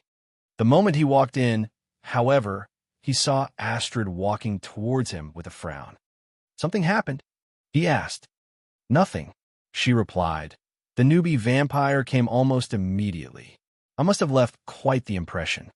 Astrid's tone was a bit unsettled, but her husband only patted her shoulder. If you're not comfortable, go out and clear your head. I'll go introduce the others to the newbie, he said. Astrid nodded and put on her hood as she stepped out of the sanctuary. Armjorn watched her leave and walked into the sanctuary, taking the stairs and keeping up his awareness. There are 2 vampires in the sanctuary now, and a werewolf like him should put up some airs of superiority, and speaking of the devil, he stumbled right one of the vampires on his way in. Smelly old man, a little girl around 12 years old, stood behind the table of the front room and cussed at him out of the blue. He growled at her, keeping stern eye contact. Isn't this the part where you start yelling at me? She said provocatively. That's when there was 1 mosquito. Now we have 2 of them. If I reply to every mosquito that speaks, what would that make me? He said while walking past her. The new girl looks odd. Babette, the little girl said. I am sure she's not older than you anyway. Armjorn replied. You sure about that? I don't know, she reeks like a corpse. You can smell it too, right? Babette asked. All mosquitoes smell about the same to me. Oh, I assure you, this one is something else, she said as she walked ahead of him. Even though looking like a little girl, Babette was over 300 years old, the oldest member in the entirety of the Dark Brotherhood, and someone who must have seen a lot in their days. She was attacked by vampires when she was 12 and grew up without aging a single day, only to be one of the most lethal assassins ever recruited with an endless number of kills. Now to the meat and potatoes of the day, the newcomer. Armjorn walked out from the entrance area to the large cavern beyond and could see a large cave that was probably part of an ancient Nordic ruin that got clear by the Dark Brotherhood. His superior senses could scan through all the rooms and hallways of the old ruin to spot every single member of the Brotherhood. The newcomer was anxiously looking around the place, feeling a bit distressed after placing her coffin somewhere deep in the crypt. Armjorn retreated his sister only to find a certain individual in front of him, an Argonian, dark scales, sharp presence. "Brother," the Argonian spoke. "Viezra." Armjorn didn't reply and, with a stern face, kept looking at the Argonian. "Come sit with us. We are all present at the sanctuary at the same time. Let's catch up," Viezra said. Reluctantly, Armjorn followed him and ended up where most of the veteran members of the Brotherhood are. Babette joined them afterward, and they started discussing their latest exploits while laughing at the way they get their kills done these days. Again, do the part where he tries to buy you some candy," Viezra said as he laughed uncontrollably. Babette smiled and retold her story. Okay. Wait, here we go. "Ooh, you are such a pretty little girl. With a sweetie, like a sweetie? Oh yes, how about some chocolate? Oh yes, please, kind sir. My mama and papa left me all alone, and I'm so very hungry. I know a shortcut to the candy shop. Through this alley. Oh yeah, very good. Very good. It is dark down here. Oh, but you are so beautiful. Such a lovely smile. Your teeth. No, act." And they all started laughing. "Oh, Babette, but you are so wicked." Gabriella, the Dunmare alchemist of the sanctuary, commented. "What about you, Festus? How did that last contract turn out?" Nazir, the Red Guard custodian of the sanctuary, turned to the elderly man among the gathering. "Oh yes, please, old man. Regale us with your tales of wizardry," Armjorn mockingly said. "The young and stupid, always mocking the experienced and brilliant. My contract went very well. I'll have you know. Tried a new spell. Little something I've been working on in my spare time. Came this close to turning that priest inside out. Damn messy," the elderly Imperial said. "And what are your latest, Armjorn? Something about a caveat?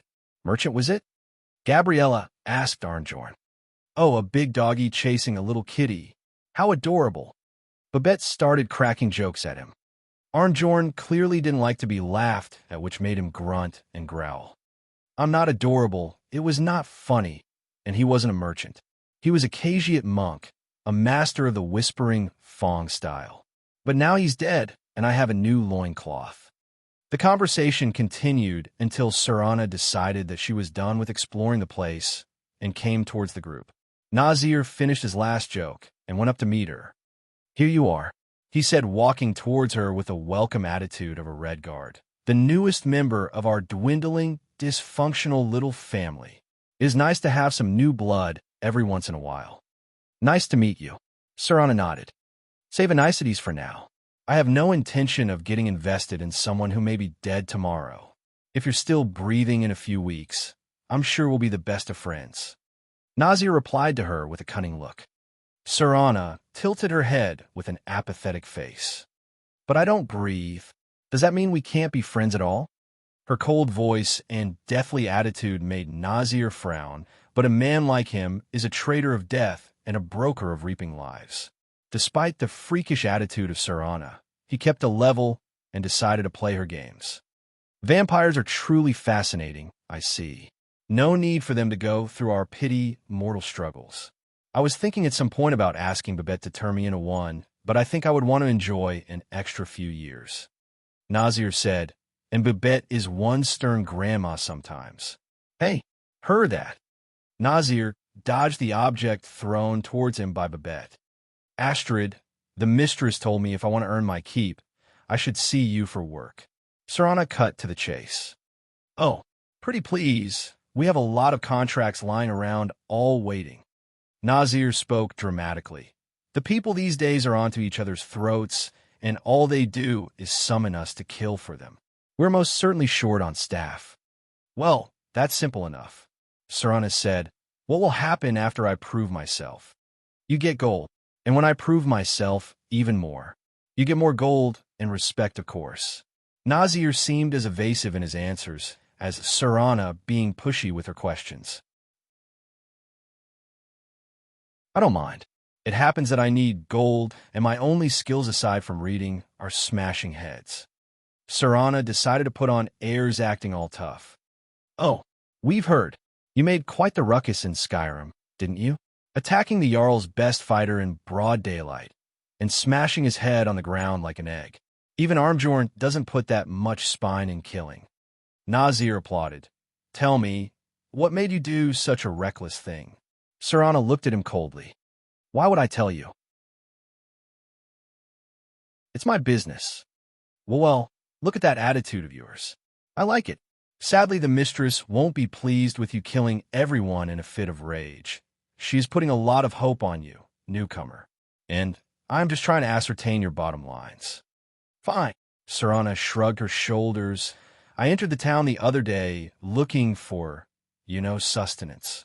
The guards must have told something about me to their Jarl, so he sent his man towards me inviting me for dinner. When I refused, the thug took a book and told me to come and take it from the Jarl's quarters. And so you took it over his dead corpse. I love my books. Ha ha, that's ballsy. I like you. Gabriella also likes books, so you will surely get along. Nazir seemed pleased with Serana's chaotic evil tendencies behavior, as this is the most favorite pawn to any assassination cult. Someone who wants to act without limitations and kill without discrimination. Not good for business in some cases, but extremely useful in the mayhem. Just next time, make sure you don't make a scene. If you want fun, I am sure someone like you is more than capable of kidnapping and acting quite easy. Good. Any questions before I set you up? Quite a few, actually. Serana thought before saying, then continued. Mistress Astra took me to a cave and told me to kill one of three. Did I kill the right person? This John Dare? The right person? Did you really think too hard about who to kill? Bad move. Nazir said, when the mistress tells you to kill, you kill. There is no need to overthink it. I see. Obedience. Indeed, obedience. What about this John Dare I killed? It can't be the real John Dare, right? So you know the infamous bastard of Winterhold. Nazir said. Who doesn't? Right. Well, once in the past, John Dare was a target, and we failed to kill him just because we assigned some newcomers. He wasn't even that famous back then, and he cost us 2 promising fledglings. Nazir said with a wry smile. 3 years ago, when he was said to have been banished by the king, a few imposters started coming out and calling themselves John Dare. Astrid simply started killing them, but none of them could be the real thing anyway. At least she vented some of the grudge. A grudge, huh? Big time. That was amusing. Serana nodded as if saying thanks. Can I take my contract now? Nazir nodded with deadly delight. Your missions, should you choose to accept it, are to eliminate an ex-miller named Enodius Papias and Betild, a mine boss. Finish them and report for me to take more jobs. Good hunt. The two parted from each other, and Serana walked past the other members exiting the sanctuary. Arnjorn groaned while looking in Serana's direction. You're feeling all right? Gabriella asked him. I don't like her. When Astrid arrives, tell her I'll be watching the new girl. He said and grabbed 2 great axes from the wall and fitted them to his holster before turning into a werewolf and disappearing like the wind.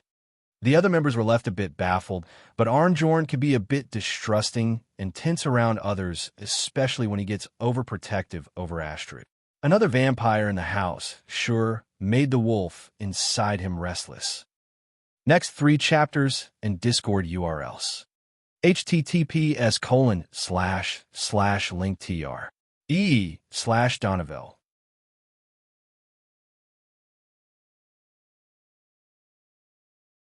Chapter 580, Jonrad's Story, won the Blue Balls Alliance. Announcement.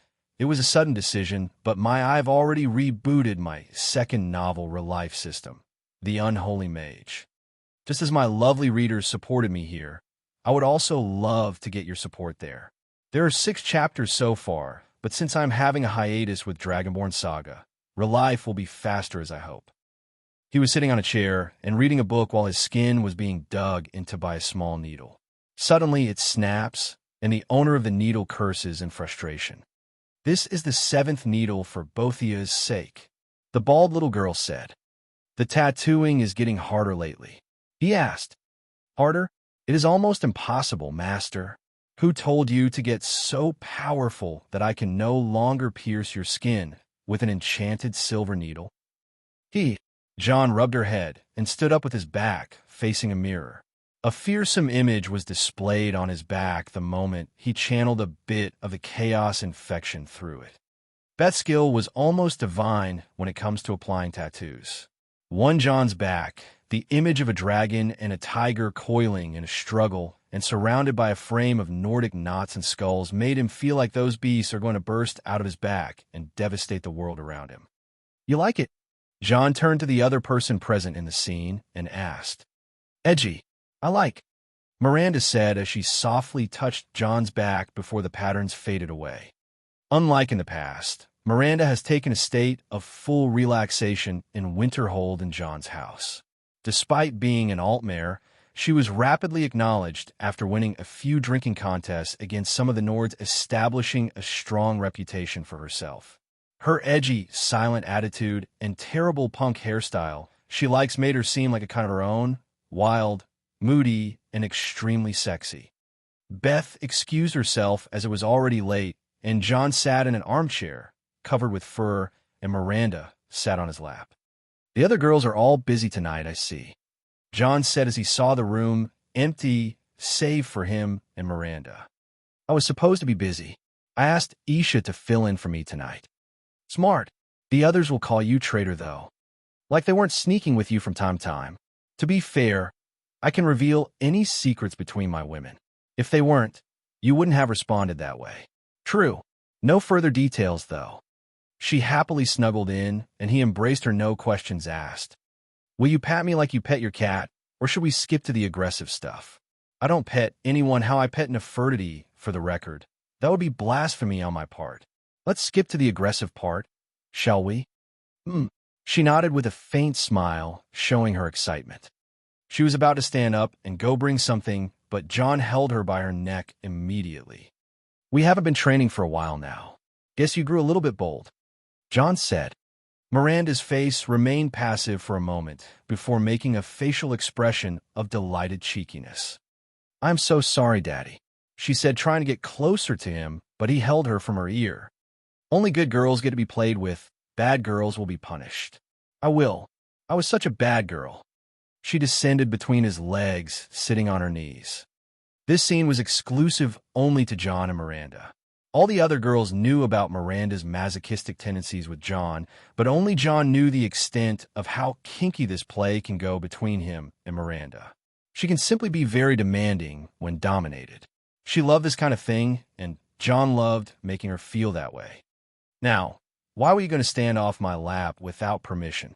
John said as his left hand went down through her collar and started touching her chest area and undoing her dress. I was unbringing you your leather-tight pants, Daddy, and the whip." "Oh, good intentions, I see." John nodded as he made her upper half completely visible. "All right, go bring it." She was about to stand, but he pushed her down with a finger and gestured for her to crawl rather than walk. It made her even more excited as she turned around to crawl on her dress, only to feel that its hem was stepped on. She turned back and smiled as the dress slid on her back, through her hips exposing her butt, and she crawled out of it smoothly. She arrived at the chest under the bed, pulled it out, and unlocked it for several objects of elastic nature in various shapes and forms to appear. She rummaged through them and finally pulled out a pair of sturdy leather pants, a whip, and a long, soft rope. As she crawled back, John took the leather pants and changed into it immediately, then held her from beneath her chin and made her look up. "Punishment time." "Yes, Daddy." "Stand up." She stood up in front of him, wearing nothing and hiding nothing. He touched her wherever he wanted to touch, and from behind her, he clutched her neck the way she likes. With his other hand, he printed a red palm on her right, but cheek before the left. "Am I redeemed now, Daddy?" Do you want to? In. No. Good answer. It was finally the time. John took the rope she gave him and started passing it from its exact middle from behind her neck before circling over her shoulder, around her back, back to the front, between her hips, then a knot and a twist. He started going in different patterns, tying and knotting until she was tightly tied. While doing so, she moaned as she kept rubbing against him, causing him to be fully ready for her. Her arms and legs were free for now, at least because the night was still starting. John took the small whip and slowly started to pass it along her skin as he pushed her on the bed and raised. Asterisk, knock, knock, knock. Master. John and Miranda turned into a blur all at the same time, and in a couple of seconds, they were back in their clothes without a hint of anything happening in the room. Beth entered after taking permission and looked at the two. There's a gust of wind earlier. I just closed the window, Beth. What's wrong? John asked with a very calm and collected smile that would send shivers to a mountain. Grandpa Johnrad was asking for you. He is with Master Alina, Lady Julliner, and Uncle Wolfer outside. Uncle Mirren and Lady Isha are also there. Why the F? John barely held himself at the mention of Johnrad, but he took a deep breath and didn't say any bad word in front of Beth. All right, Beth. You can go to bed now, Miranda said and watched as the girl walked out. The two sighed lengthily and looked at each other. Is this what they call blue balls? She asked. You too. John clenched his teeth and stomped the ground. I'm going to go teach that ugly guy a lesson. After storming out of his room, John walked through the tower's upper section to the roof of the middle section where a large balcony was prepared for the family. There, John could see Johnrad and everyone of the Blue Balls Alliance sitting together, drinking and laughing. Oh, John, sister, you two came. Mirren called innocently. Uncle Johnrad is about to tell us a story. The story of how he became the ugliest man in the world overnight. John sternly said as he walked closer and picked the seat closest to Johnrad, not breaking eye contact with him. Or the story of how he became the Lord of Awkward Moments. I wasn't planning to reveal it, but there's a secret why my son became so unsightly. Johnrad made a rapid comeback. Yeah? Let's hear it. John slammed the table in anticipation of the verbal battle yet to come. They're doing it. Mirren. Not again. Isha. For God's sake. Wolfer. But you two are almost Alina. Don't. John and Johnrad. Ah, this is so fun. Hey, Kitty, come and watch. Julliner. The party was assembled in the weirdest of ways after a long workday, for most of them, and a painful experience for John and Miranda. All right, everybody shut up. Alina clapped. Father, please continue. Where were we? Johnrad failed to remember where he stopped. You were telling us about the year 188 when you were at Wayrest. The city was attacked that year, right? Wolfer said. Yes, 188. Johnrad nodded. Hold up. You guys have already ruined my night. Can you recap what happened before we arrive, please? John asked. No, I won't. Look at you, loser, saying please. Johnrad mockingly said. He was waiting for you to arrive before he starts. Alina stopped the conflict from happening by telling on Johnrad. Daughter, you're no fun. Thanks, wifey. Hurry up. For E188, what happened? You saved the city and became some hero? Julliner asked. Aside from the heroic escapades, that story I want to tell is not heroics or such. It is actually the opposite. It is a tale with no heroes at all.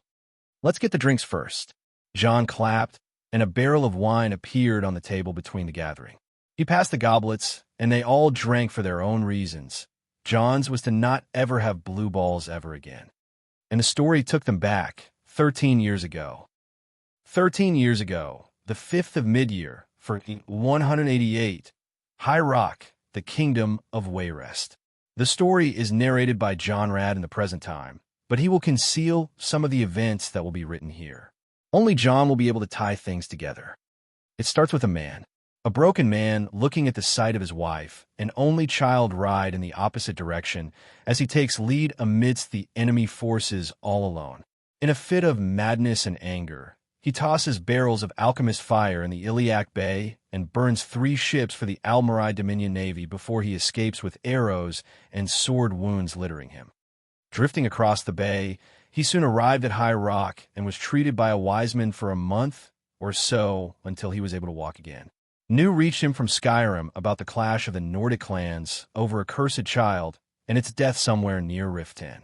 By that time, Jonrad lost all hope in life and almost drank to his own demise, if not for an old friend finding him. Glimmet, a wandering hero who can be described as forgotten, but he was rather more of an untold one. He presented him with an orb.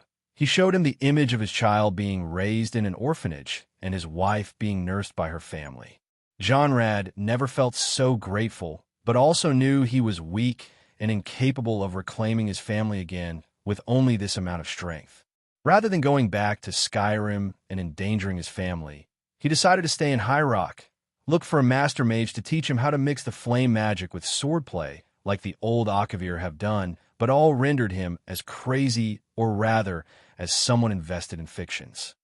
Give up he never did, and soon he found a teacher who was willing to teach. Rather than an actual teacher, it was a patron of force, a Daedra. Bothia, Daedric prince of plots and murder. How could an ordinary man come into contact with Bothia? Simple.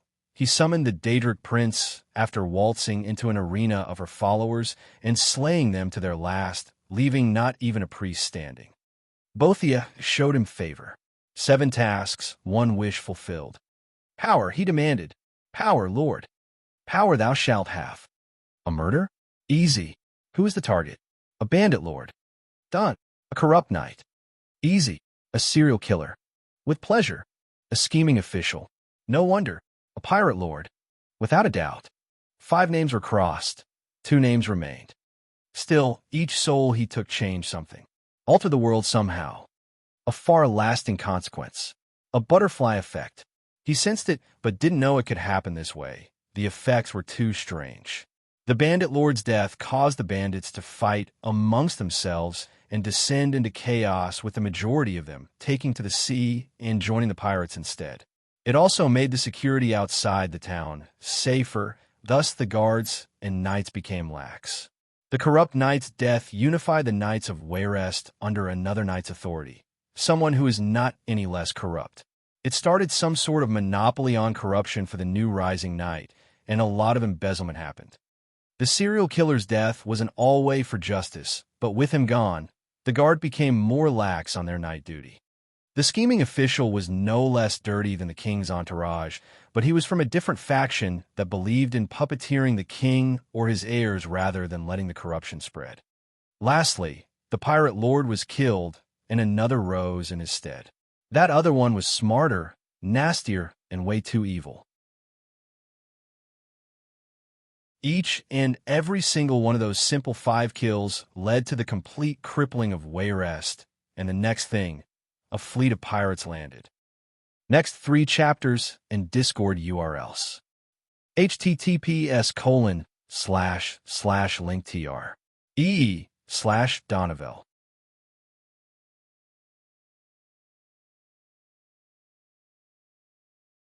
Chapter 581, Jonrad's Story, to Euthernir. If you leave a comment, you will help promote this novel. Little did it matter that day to Hilda what Jonrad said. She just kicked everything in her way and walked out of the tavern in a mix of anger and pain. I can't go back to Skyrim. I am not powerful enough yet. John is safer away from us. I still don't have the power to protect you both. Power is the most important thing right now. Each word he said was only about power this and power that. He was obsessed to no end with being powerful. He was in no way going to let anything stop in his way in order to gain this power he always obsessed over. You can call it whatever you want, but what you are after will cost you more than what you can handle. She said those words and left. Around Jonrad were Tyr, Kasha, Glymet, and Loneth. Kasha from Hammerfell chapter. Loneth from the college. Go after her. Jonrad asked Tyr, Hilda's brother, and the latter simply nodded before walking out. Still, the situation was cold and awkward. How did it reach this? It started with Jonrad and Glymet operating in Wayrest as mercenaries for a couple of months so far. Jonrad was after a certain magic tome from the Magic Guild of Wayrest, and Glymet was led here by chance to bump into Jonrad in a tavern some time ago.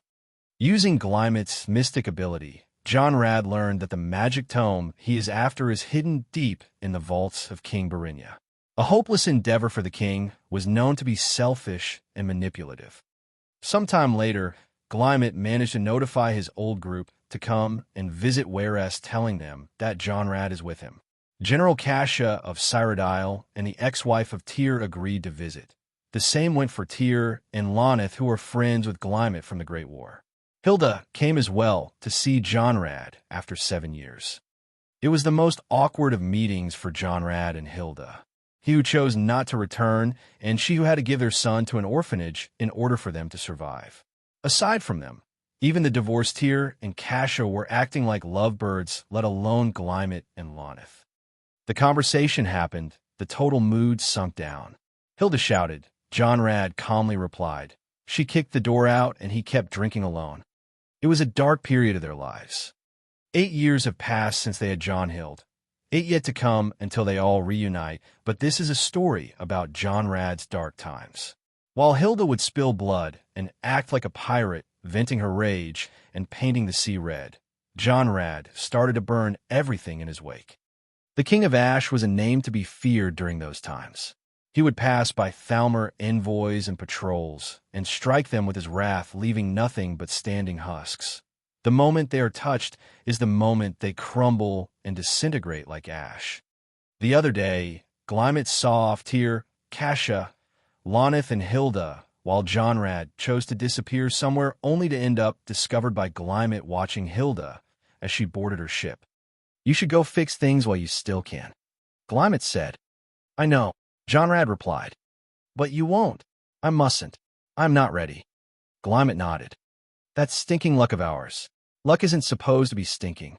No, we are both serpent stars, so I guess we aren't the one to speak about luck anyway. Glymet and Jonrad may seem different in many things, but they saw eye to eye.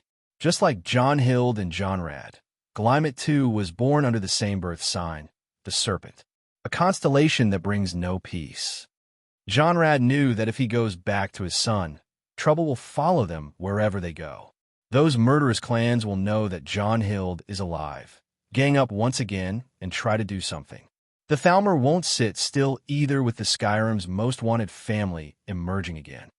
The only way out of this was the way it began, conflict, and that needs a lot of power to be won. Let's get out of here. Jonrad turned away with each step he took, causing him an ever so painful agony. He would drink himself to death for the whole night until tomorrow after that. The next day was a day that dragged both Jonrad and Glymet into a confrontation with fate in the image of an old Breton man from the upper nobility of High Rock. His name is Uthernir. He invited Glymet and Jonrad, but Jonrad bailed out as he was still not okay from the whole drinking thing. As Glymet approached Uthernir in his manor, the two of them sat and started conversing about a job that can only be called a suicide mission. Come in, traveler. I'm so glad you got my invitation. Uther spoke.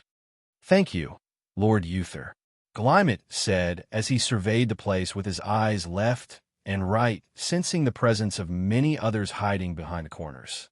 Excuse my guards. Lately, things haven't been looking up to my business as well as my safety. Too many concerns, I may say. Uther explained. No need, my lord. I hope you find peace of mind in both business and privacy. Glymet said with a tone that carried a bit of mockery. Please help yourself. Uther invited Glymet to a plate of grapes and a goblet of wine, which the latter didn't refuse. The two men were sitting near a fireplace in two large chairs against each other. Glymet could see signs of worry and concern all over Uther's face and started making preparations on how to press the rich old man for more money. I've been watching you for some time, and I think you're just the person I need. Uther started speaking. Oh, Glymet felt awkward about it as he blew the seeds of the grapes in his fist and dumped them on the table. I don't appreciate it when my privacy is being violated. Excuse my caution, young man, but a man of my position should be very wary of those whom he deals with, and this is a job for the best mercenary I can find." Uther replied, "I understand, but just to be clear from now on, I don't like being supervised and bossed around." Glymet made a serious face as he pointed. "You have my word of honor." Uther nodded, then remembered something. "I thought you would be working with a partner, Tall Nord." My partner is having a long break, sadly. He had some depressing word from Skyrim." "Skyrim, yes. You're from Skyrim as well, right?" Uther asked, trying to point out the resemblance of Glymet's name and those of Nord's. "Me? I was born here in High Rock in Dragonstar. You know the folk there, Bretons mixed with Redguards and Nords, and even Imperial. We pride ourselves to be the most diversified human community." "Oh, true. The folk of Dragonstar are unique indeed. No one can tell what race you are without tracing your heritage." "Indeed, it was nice getting introduced," Uther said as he drank. "I am Uther Near of the Near Trading Company, the largest network of traders in the Eastern Kingdoms and a major partner to the Crowns of Hammerfell." So you did some digging." Uther laughed, as he didn't expect less from Glymet, who was smiling as well. The two men seemed to have high standards in taking careful steps in their deals, which will fit this job royally. "Let's get down to business, shall we?" Uther said. "Let's hear it. I warn you, this task will be bloody, but the cause is just. It concerns an infamous band of assassins known as the Dark Brotherhood. The Brotherhood is a foul death cult worshipping a living corpse known as the Night Mother. Some years ago, my daughter, the poor misguided girl, murdered her own mother in order to gain their favor. She claimed to be recruited by the Night Mother's listener herself. Later, I learned that my daughter, too, had died pursuing this violent life. For years, I have sought this listener, but she is elusive. I want you to infiltrate the Brotherhood, find her, and lead me to her. Together, we will ensure that no other family suffers the same fate as mine. If you leave a comment, you will help promote this novel." The last words Uther Near said was on how to get into contact with the Brotherhood. "I know one sure way to get the Brotherhood's attention. Find someone they were planning to assassinate and kill them first. I would check the inn to see if anyone's seen anything suspicious. I also know a man was murdered yesterday. Try examining his body." Glymet took those words and the other ones to his friend, Jonrad. The latter heard them while drinking and barely put his mind into them. "You're in or what?" Glymet asked. "I don't care about a damn bloody Brotherhood." Jonrad replied with the stinky breath of a drunken man. "Let's just go track down the damn listener the old-fashioned way. Come on, man. You. And I know very well how good of a deal this is. Stable funding for months, maybe a year or two. You get to dabble into something other than and less dangerous than these labors of Bothia you're doing. Who knows? The gods may smile upon your sorry ass for getting the world of an evil cult." "Yeah, the gods." Jonrad mocked Glymet as he was about to drink from his tankard again, but Glymet pulled it away. "Sorry, mate. I need you sober and—" "Fuck off. This horse piss can't get me halfway to Mara's lap, let alone to Bella's bosom." Jonrad scoffed at Glymet's worries as he started drinking from the bottle. "Your funeral, my friend." Glymet stood up. "Fine. How about we split up on this? I'll ask around here in the inn about suspicious activities, and you go put your spy skills to good use on that murder scene. I'll finish this and go. Also do something about the smell, lighten or get laid, or whatever. You look like a damn mess." "And did you take his advice?" "John, more or less." Jonrad, "There is no more or less about getting laid." "John, well, things escalated one way or the other later that night." Jonrad, "Fuck you." "John, why?" Jonrad, "Just saying." John tried to console his sex partner of earlier this night, Miranda, by parting her back only to feel a weird texture under her clothing. "You haven't taken out the ropes?" John whispering, "And you haven't changed your leather pants?" Miranda whispering. The two realize that they put on their clothes in hurry and are now trapped with their kinky uniforms barely hidden. The only thing they could do was to act natural.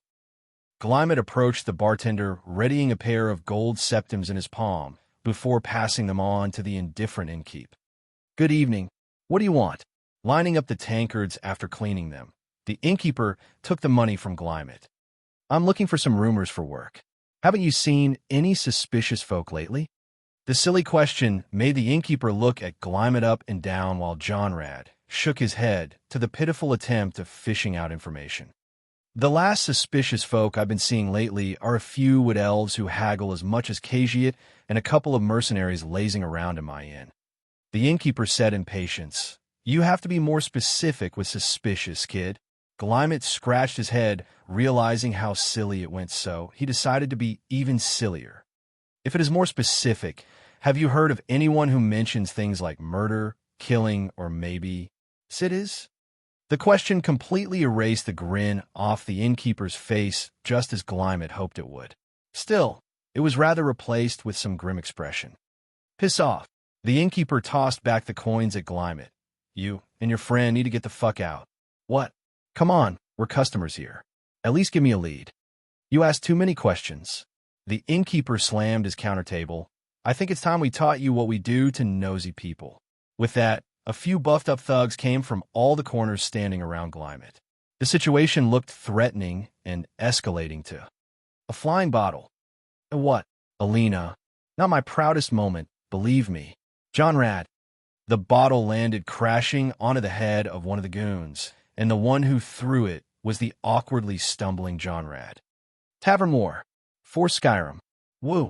Johnrad. HAA. Everything else. If you leave a comment, you will help promote this novel. Next 3 chapters and Discord URLs. https://linktr.ee/Donovel.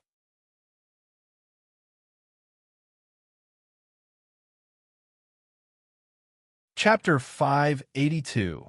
Johnrad's Story 3. The Lady of Wayrest. If you leave a comment or vote, you will motivate the author help promote this novel. The two of them stumbled out of the inn with bruises around their eyes.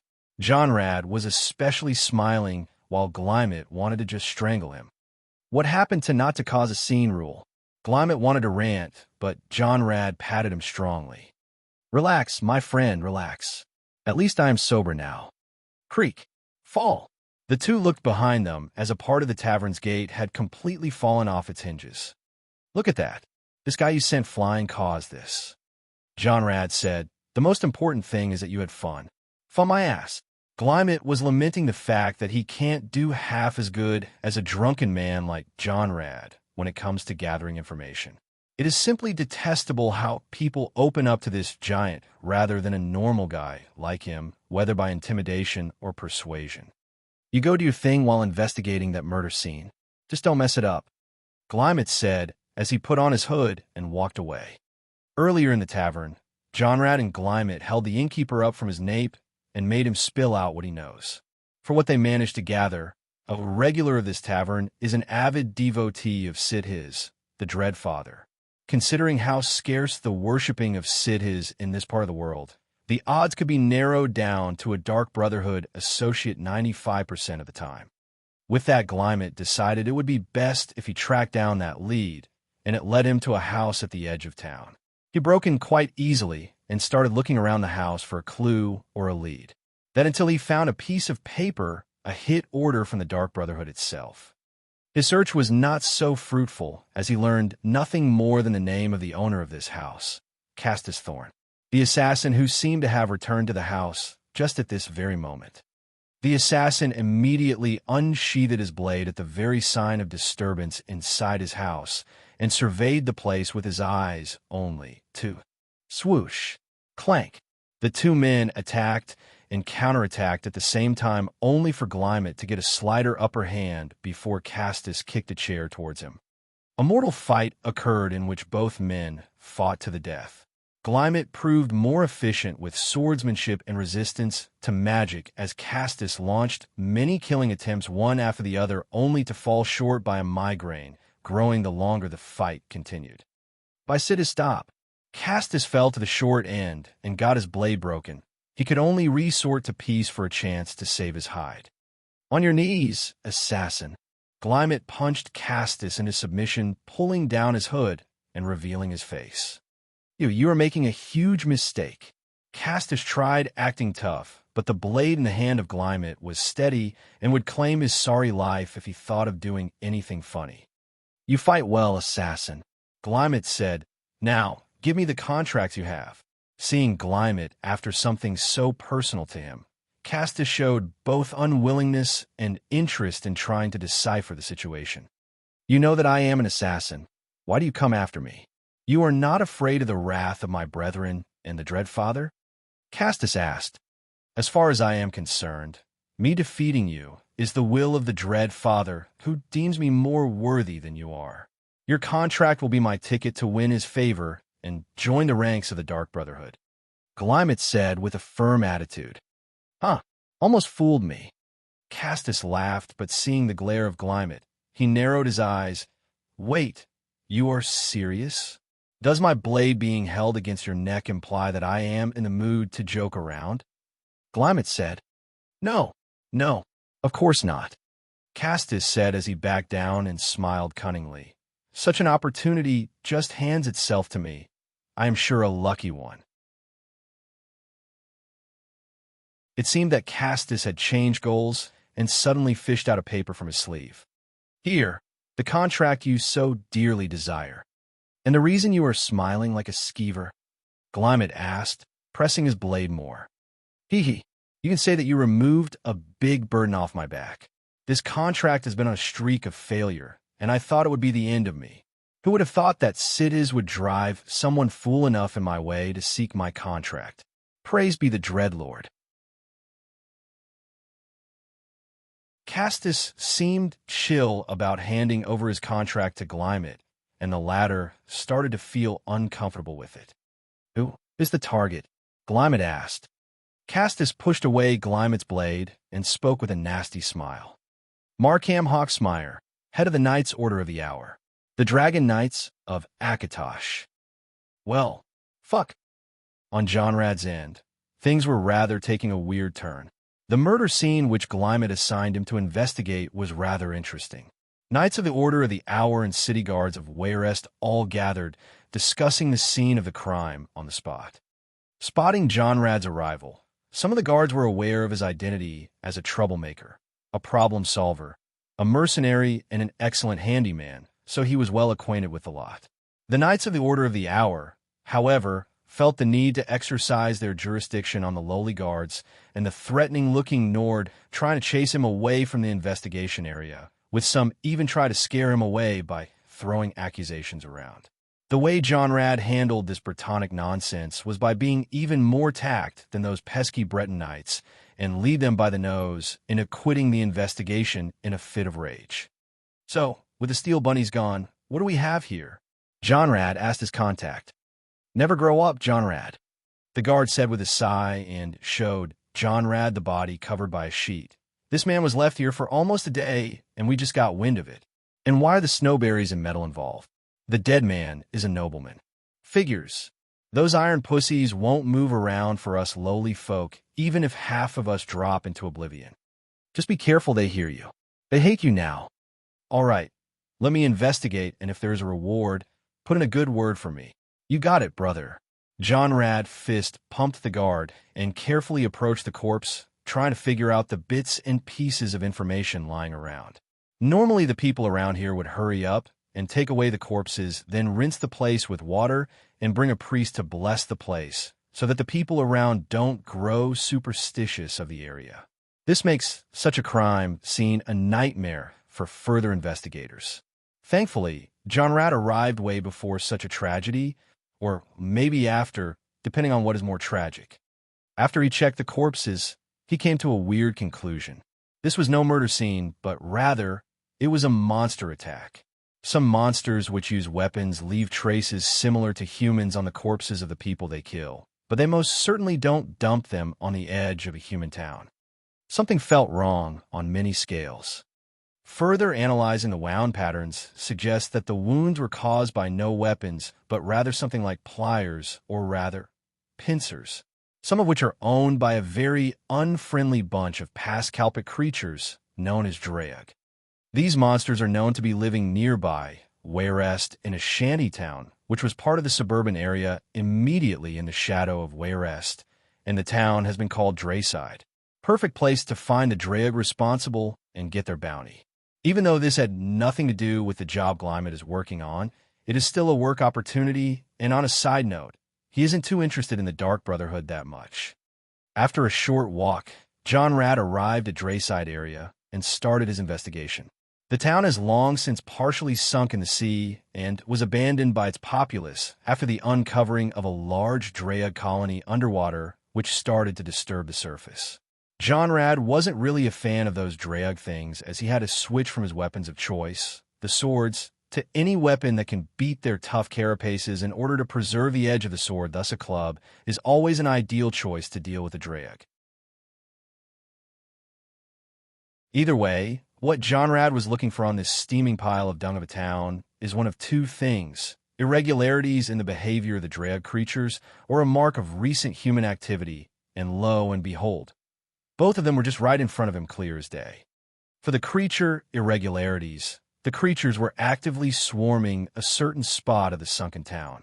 As for the human activity, he could pretty damn well hear a muffled scream coming from somewhere in one of the last standing houses in the nearby area. John Rad descended it as the muffled scream of a beautiful maiden in distress and gallantly. If you leave a comment or vote, you will motivate the author help promote this novel. Gallantly my ass. How on earth did you just decide it is a maiden in distress, and a beautiful one at that, all from a muffled scream? John. All right, you got me. John Rad. John Rad understood there is someone in there, but if he doesn't move carefully and without alerting the colony of those walking crabs, he may risk the lives of whoever is trapped in there. The best course of action was to avoid detection altogether and reach the person trapped in that place, which may prove to be of use. Usually, people involved in these kinds of situations are either rich or influential or both. Someone is clearly up to no good, and someone else will pay for its undoing. With this cheerful mentality, John Rad chose to throw a small log across the shanty town with all his strength, causing a ruckus that drew the monsters away, leaving him a very comfortable opportunity to go in and enter the house. Remember all those things said before about whoever trapped in there may be rich or influential. Scratch them. The word beautiful is now making a very alarming appearance in this scene. For the sake of description, John Rad entered the house, and its wood was rotten and falling apart with each step he took. In the center of the house was a woman tripped in her long, silk blue gown, trying to break free from her bindings and gag. The beautiful woman in a weird situation looked at John Rad and was intimidated by his large build and rigid appearance. Handsome as he is. Objection. John. He still looked like a mercenary who was just sneaking through a swampy town after getting out of a drunken tavern fight. John Rad signaled the lady to be quiet and fixed her awkward posture to sit her up before slowly taking the gap off her mouth. Why, you're not with them? She asked quietly with a sign of fragile courage. John Rad shook his head, denying that he doesn't belong to whatever group that seemingly kidnapped her. At this moment, the lady's courage finally crumbled as she started sobbing very faintly in a sensible attitude towards the existence of monsters lurking outside. Then, thank you. I promise you a satisfactory reward if you take me back to Wayrest, she said while maintaining her etiquette despite all the tears. Ladies are something else after all. All right, John Rad nodded. I can handle the monsters outside, but please, we need to have a conversation before entering Wayrest. All right, please hurry, I can't stay here a minute longer. John Rad was done undoing her bindings and told her to keep it low and do everything he says.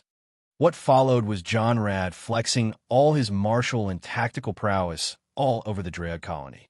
Those creatures are known to be fierce and merciless, but with traps, arrows, ambushes, and perfectly timed rune spells, John Rad may have obliterated half of the colony by himself that day. In his mind, however, he was milking his client for a much bigger reward. It goes without saying that the beautiful and youthful lady he saved was more than just impressed at that point. A grave John Rad may have dug by his own hands, but a luxurious one nonetheless. He had plans for money, and she had plans for something much different altogether. But you said that night would end with you getting laid, John said with confusion. Jonrad laughed in self-mockery before looking at his son with a know-it-all face. Of all the people, son, you should know that this night was just getting started. Support the author by commenting, considering patronage, or joining Discord. https://linktr ee/Donovel.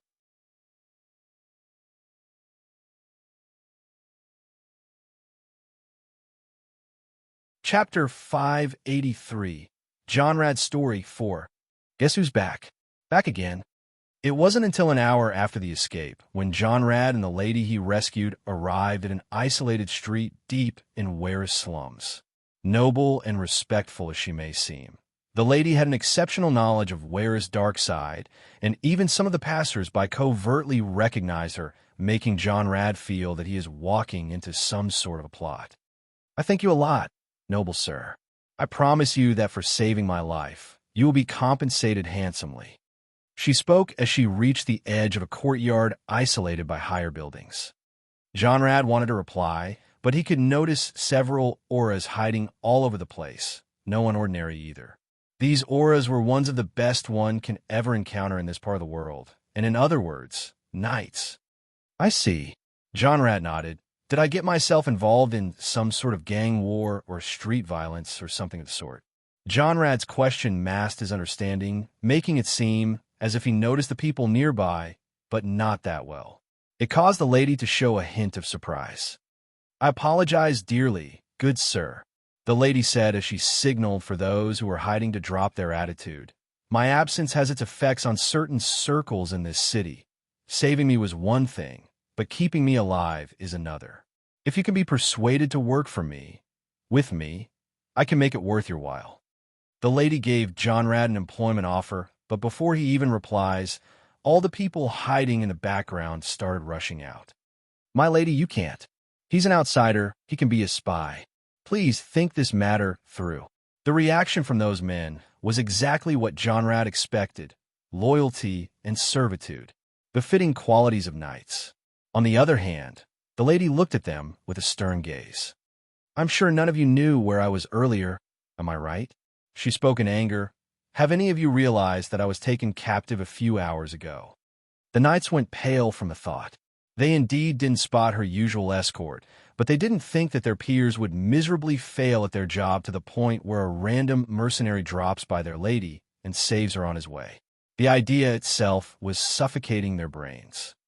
More to it, you wouldn't even have the ability to get me out of that hellhole, she said and turned to Jonrad. I may be clueless with some mundanes, but I know an elite fighter when I see one. I hope your services aren't out of my reach. Jonrad shrugged his shoulders. Honestly, I'm on a job with my partner, and it led me to you by following a wrong lead. I'm not sure, though, what's in it for me. Jonrad asked. Each man has a goal, a dream of some sort. Whatever it is, don't shy out. Gold I can offer, information, knowledge, power. Knowledge. Jonrad quickly took his pick without even thinking. That can be arranged, she said. Will the royal library suffice your requirements? My lady, wait.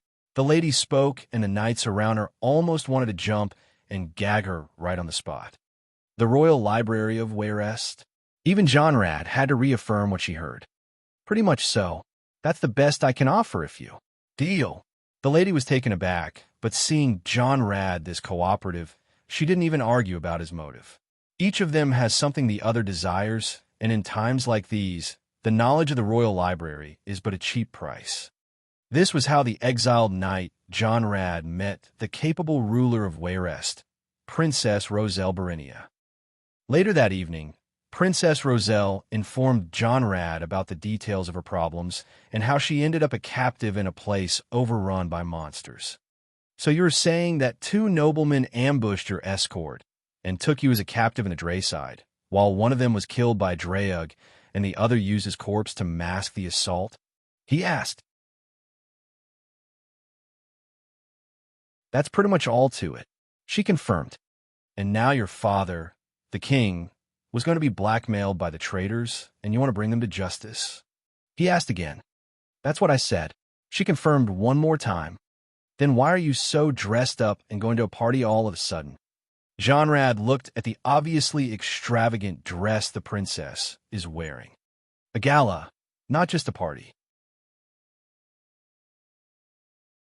It is customary to dress up as if the world depends on how you dress and make them haters grind their teeth. The princess replied. That's exactly what he would say. John and Alina pointing at each other. Oh, honey, darling, John and Alina again. Moving on, Jonrad. And it all happened so fast. To prepare for the gala, some male and female knights dressed in as guests, as it seemed they have liberated some invitations for themselves, and, as the ace in the hold, Jonrad agreed to be infiltrating with the arrest team. This was a simple job, and one he's used to. Infiltrate, search, disable, and capture. As long as it gives him access to the royal library, Jonrad didn't mind bailing out on Glymet and Euthernir's job. Speaking of which, Glymet took the assassination contract on Markham Hawksmire, head of the Knights Order of the Hour in Wayrest. In such a critical job, Glymet would require the assistance of Jonrad, who seems to not have returned from his own part of the investigation. He had to do something without Jonrad this time to at least pin down the location of Head Knight Markham, so he headed to gather intel on him. The Order of the Hour is a religious knighthood order that falls under the authority of the Temple of Akatosh and acts as the enforcers of the will of Akatosh and the protectors of his grounds. The priests were normally cooperative and can be considered a good source of information. Thus, if Glymet acted as a messenger, he'd be guided right to his target. The problem was, "Good day, brother in Akatosh.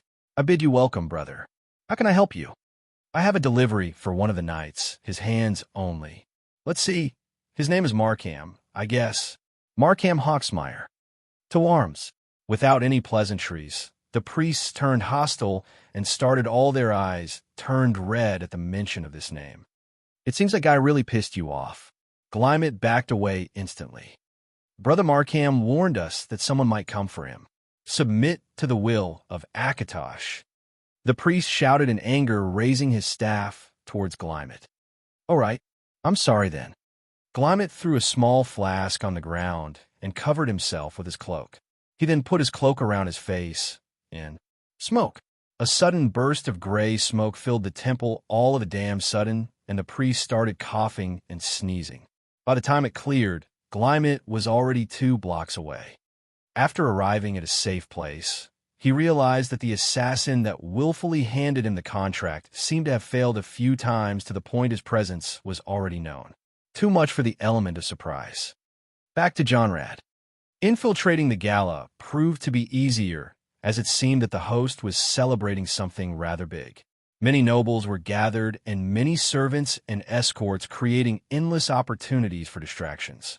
Princess Roselle herself was acting very naturally, as if she was used to this sort of party. She was disguised as a noblewoman, of course, and one of her knights was acting as her escort. Meanwhile, Jonrad slipped under the radar with the male prostitutes. "Please, elaborate on what you were wearing." "John, tight leather pants." Jonrad. John joins his robe nervously. The inside was a well-guarded manor with plenty of important and powerful figures alike. Jonrad wasn't the type to get distracted easily, but those bored rich nobles of High Rock had their desires fulfilled in some illustrious, if not sickly illustrious ways. Easily and nimbly, Jonrad strayed from the patch of people he arrived with and took cover in some trees, then started counting the guards and understanding their equipment and training. He made quick mental notes of all of that and moved on inside the mansion to get into contact with some of the princess's people. "How do I look?" Strange enough, a woman approached him first and checked her looks in front of him. "Oh, it is nice. Now if you excuse me, wait." Jonrad was about to bypass her, but he suddenly had to halt and look again. "Prin ahem." She looked at him with weird eyes. "Yes, that's me. You don't recognize me?" Princess Roselle replied. "I am sorry. I mean, we're your escorts. And this is no place for escorts. The only reason you are here as a prostitute is to support me from inside,"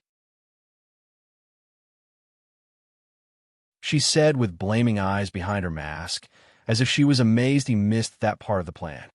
Truth be told, Jonrad only didn't imagine it would be a full-on sex masquerade, which made him lag to follow up. Then, why are you having wardrobe malfunctions all over the place? He asked. Looking at the princess's dress, it was very chaste when she appeared with it, and now it is missing its sleeves. Its cleavage is open way under her chest. The skirt seemed to have turned from the full one to slim dress style, open from above her hip to show her right leg fully, and many other places were also exposed. This dress is made for those kinds of parties. The gala outside is just a cover. This is the true fun spot. She explained, I thought you were aware of such things. Even your leather pants open from 2 different spots. Holy shit, Jonrad didn't mind his upper part exposed, but from the spot she pointed at, he suddenly became so uncomfortable. Either way, how was your part of things? She asked. I spotted a total of 79 guards and knights with decent training. They're armed with sabers and blend in quite naturally. I managed to recognize a few mercenaries and mages in the lot, but I don't like how they are organized. Jonrad said. How so? Roselle asked. The way they are organized is to watch for the people in. That's their intended purpose. No. Aside from that, the main focus of a guard comes from an outside threat or any sudden movement. It is like they are acting as if they are prison guards. That doesn't make any sense. Jonrad insights on the guards' locations made Princess Roselle frown. There's more, he said. In the northwestern part of the premises, there is a void in the guards. Can we use it to escape? No, I don't think this kind of void is one you use to escape. Jonrad denied. This is like a hole in a fort to breach it from. The situation became weirder all of a sudden. Jonrad didn't have much understanding of Ware's political scene, but the princess soon connected all the strings together. This is the rich part of the city. The northwest only leads to the docks. She said. What's in the docks? He asked. Tonight, of all nights, the Knights of the Order of the Hour are gathering at the docks. Head Knight Markham Hawksmire led his knights under the pretext of inspecting some ships for stolen artifacts sacred to Akatosh. But if there's an attachment of knights that large close to this enclosed area where most of the aristocrats gather, this place may turn into... One word remained as the two realized what's happening. A massacre. Also consider commenting and joining Discord all on this URL. https://linktr. Patter 0 in latest chapter 586.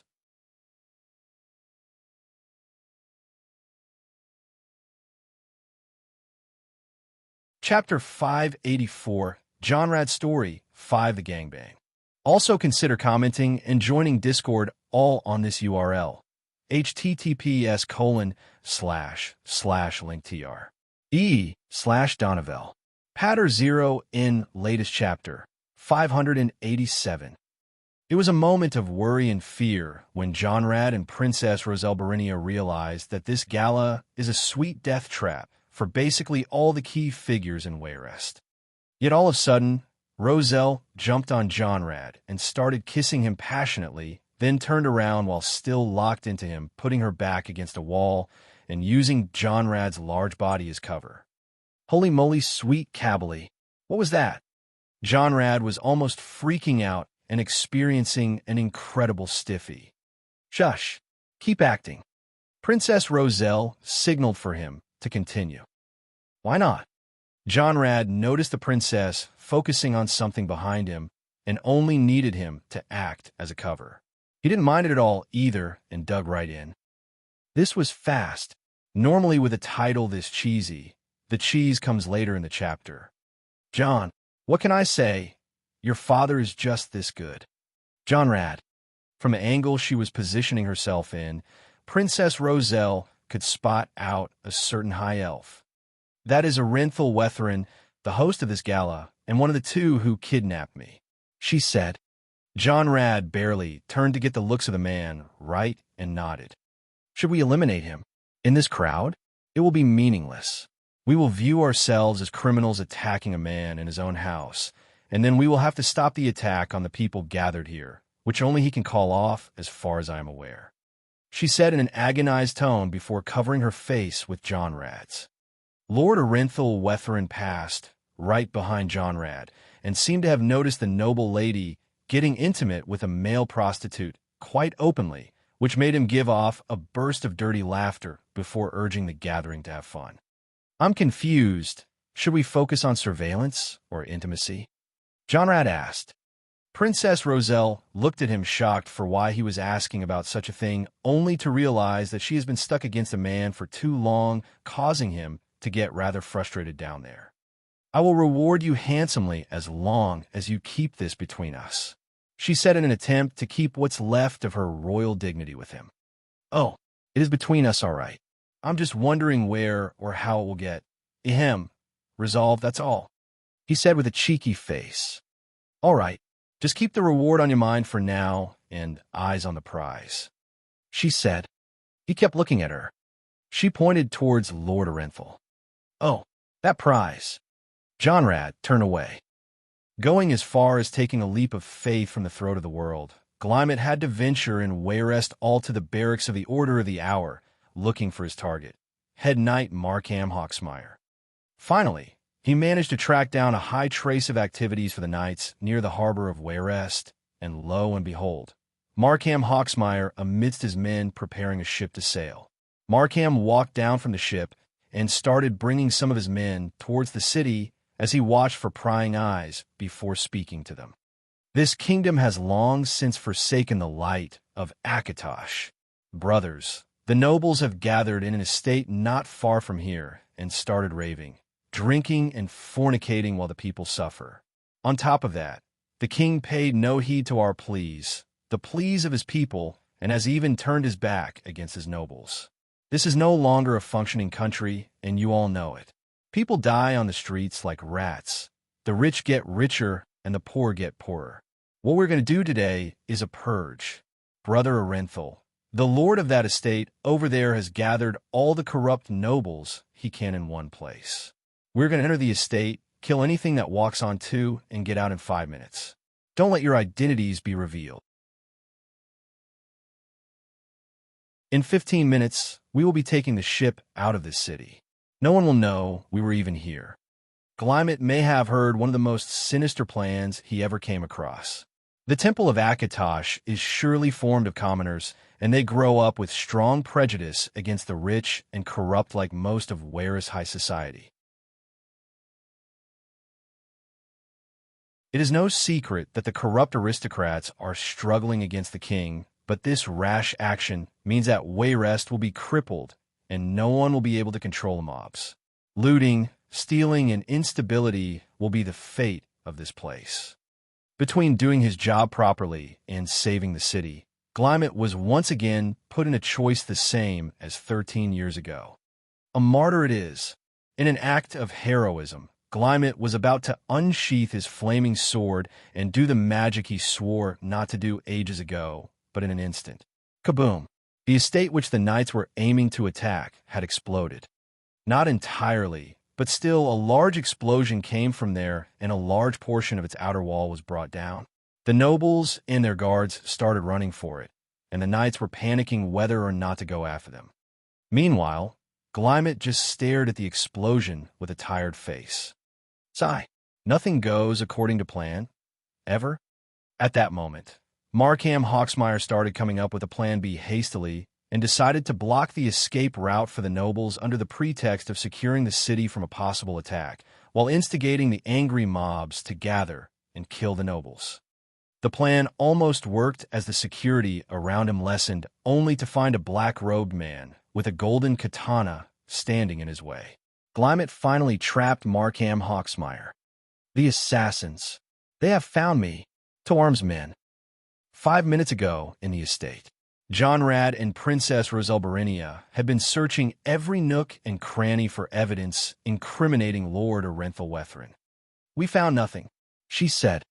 Of course we didn't. A man like that won't shit where he eats. Jonrad replied. Ugh, I can believe I kissed you, she said with a disgusted face. Aside from bad language, do you have anything useful to add? Jonrad thought for a while before coming up with a reckless plan. How cowardly are the nobles of your kingdom. He asked. You have no idea, she replied with a mocking tone. Good. We will frame Orenthal Wethrin. Ow! You confront him like a gallant princess with your knights. I will, Jonrad looked around, be on the fireworks. One feels that one is in a modern city when one visits Wayrest, but there is magic in the air that could only come from centuries of civilization. But tonight, it was all about barbarism and chaos. Leave a man hungry, and he will learn how to look for food. Leave a man hungry, oppressed, and poor, and he will turn into a beast the moment he sees the opportunity. Whereas poor folk have been sleeping on empty bellies for months, and the prices of food were at an all-time high thanks to the heavy taxations and the ridiculous monopoly on necessary products. The middle class could always manage, but it is mostly the low class in the urban areas that keeps increasing in both numbers and suffering. Thus, when the knights started blocking the streets and the explosion went off in a rich folks' party, all the people ran towards it instead of running from it. It was at this time when looting and stealing food was an opportunity. Amidst the crowd, Jonrad and the royal knights managed to secure a safe escape for Princess Roselle away from the mayhem. This was too risky, the princess said with a pale face. Don't blame me. Your nobles are alive. The people will get all that food in the estate, and we will catch the traitor. Everybody benefits. Jonrad said as he helped the princess into her carriage. Sir Jonrad, I have one last request. The princess said. I know. I will catch Lord Orenthal. Jonrad nodded. Thank you. Take an attachment of the knight with you. By your orders. Jonrad watched the carriage leave to safety first, and the knights that stayed behind with him were his only backup. And the chase began. On the other side of town, a flaming blade scorched the air and earth as it consumed 3 of the knights of the Order of the Hour in an instant. The cloaked man was advancing non-stop towards head knight Markham and his remaining forces as the fires of mayhem started catching up all over the city. Kill the assassin, the knight shouted as an attachment of archers came to his aid while he made a run for it towards the ship. The sound of iron clashing drew ever closer, and on the pier just ahead of him, the knight was met with a nobleman descending from a carriage with his face sunken pale. Lord Orenthal. Head knight, the plan has failed. No shit, the city's already lit ablaze. It doesn't matter either way. We must leave now.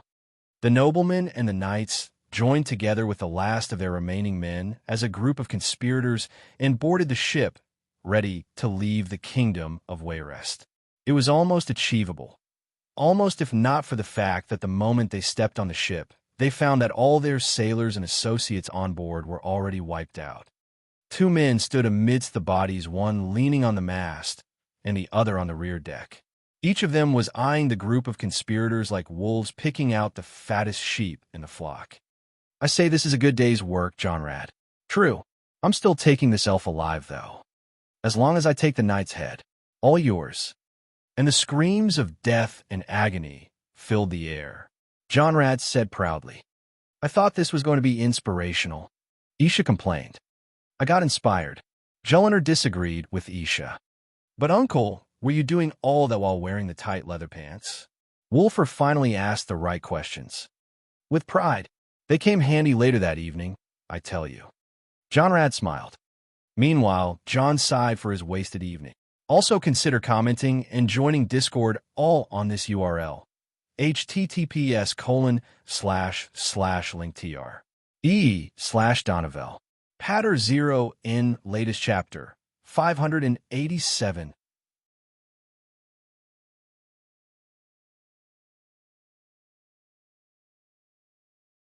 Chapter 585, Jonrad's Story, 6 The Bloody Labor. Also consider commenting and joining Discord all on this URL. https://linktr. /Donovel. Patter 0 in latest chapter, 588. Days have passed since that night in Wayrest, months even. Jonrad and Glymet were still meeting every few days to discuss things, and each would go back to his business. Glymet was still on the contract of Eutherneer. He succeeded in joining the Dark Brotherhood's branch in Wayrest and climbed up the ranks by gaining the trust of its members. The story which he based his reasoning on is that he wishes to find a killer that caused him a lot of pain or whatever. It works splendidly since the Brotherhood assassins love stories of revenge. On the other hand, John Rad was in a contract with Princess Roselle Berinia. He may have been a mercenary, but he revealed to her that he is a former Blade agent, a knight commander at that.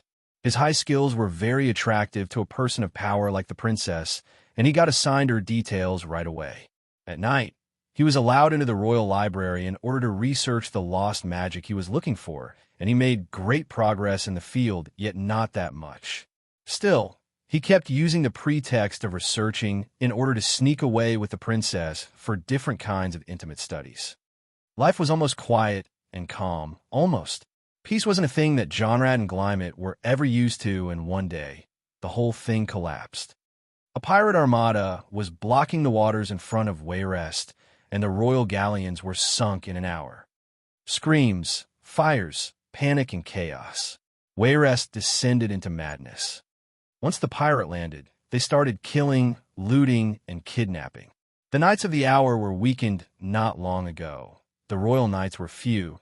The nobles were the first to escape, but the most shameful of all was the king of Wayrest, King Jelric Berinia. The king closed off the city walls to the refugees from the suburbs and the nearby towns. He then closed the gates of his castle in the face of civilians. One of the darkest days has cast its shadow over the ancient city. No one knew why it started, but it slowly got under John Rad's skin. He knew why. He understood the role he played too soon, and for that, he decided to do something as fast as possible. His sixth labor was just delivered to him by that old Redguard known as Hafiz, and he was grinding his teeth. He knew playing in Bothia's palm would end up badly, but all he thought of was himself.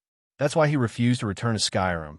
Not to get his loved ones get involved in these labors, but he never imagined that he would get the whole damn kingdom of Wayrest involved.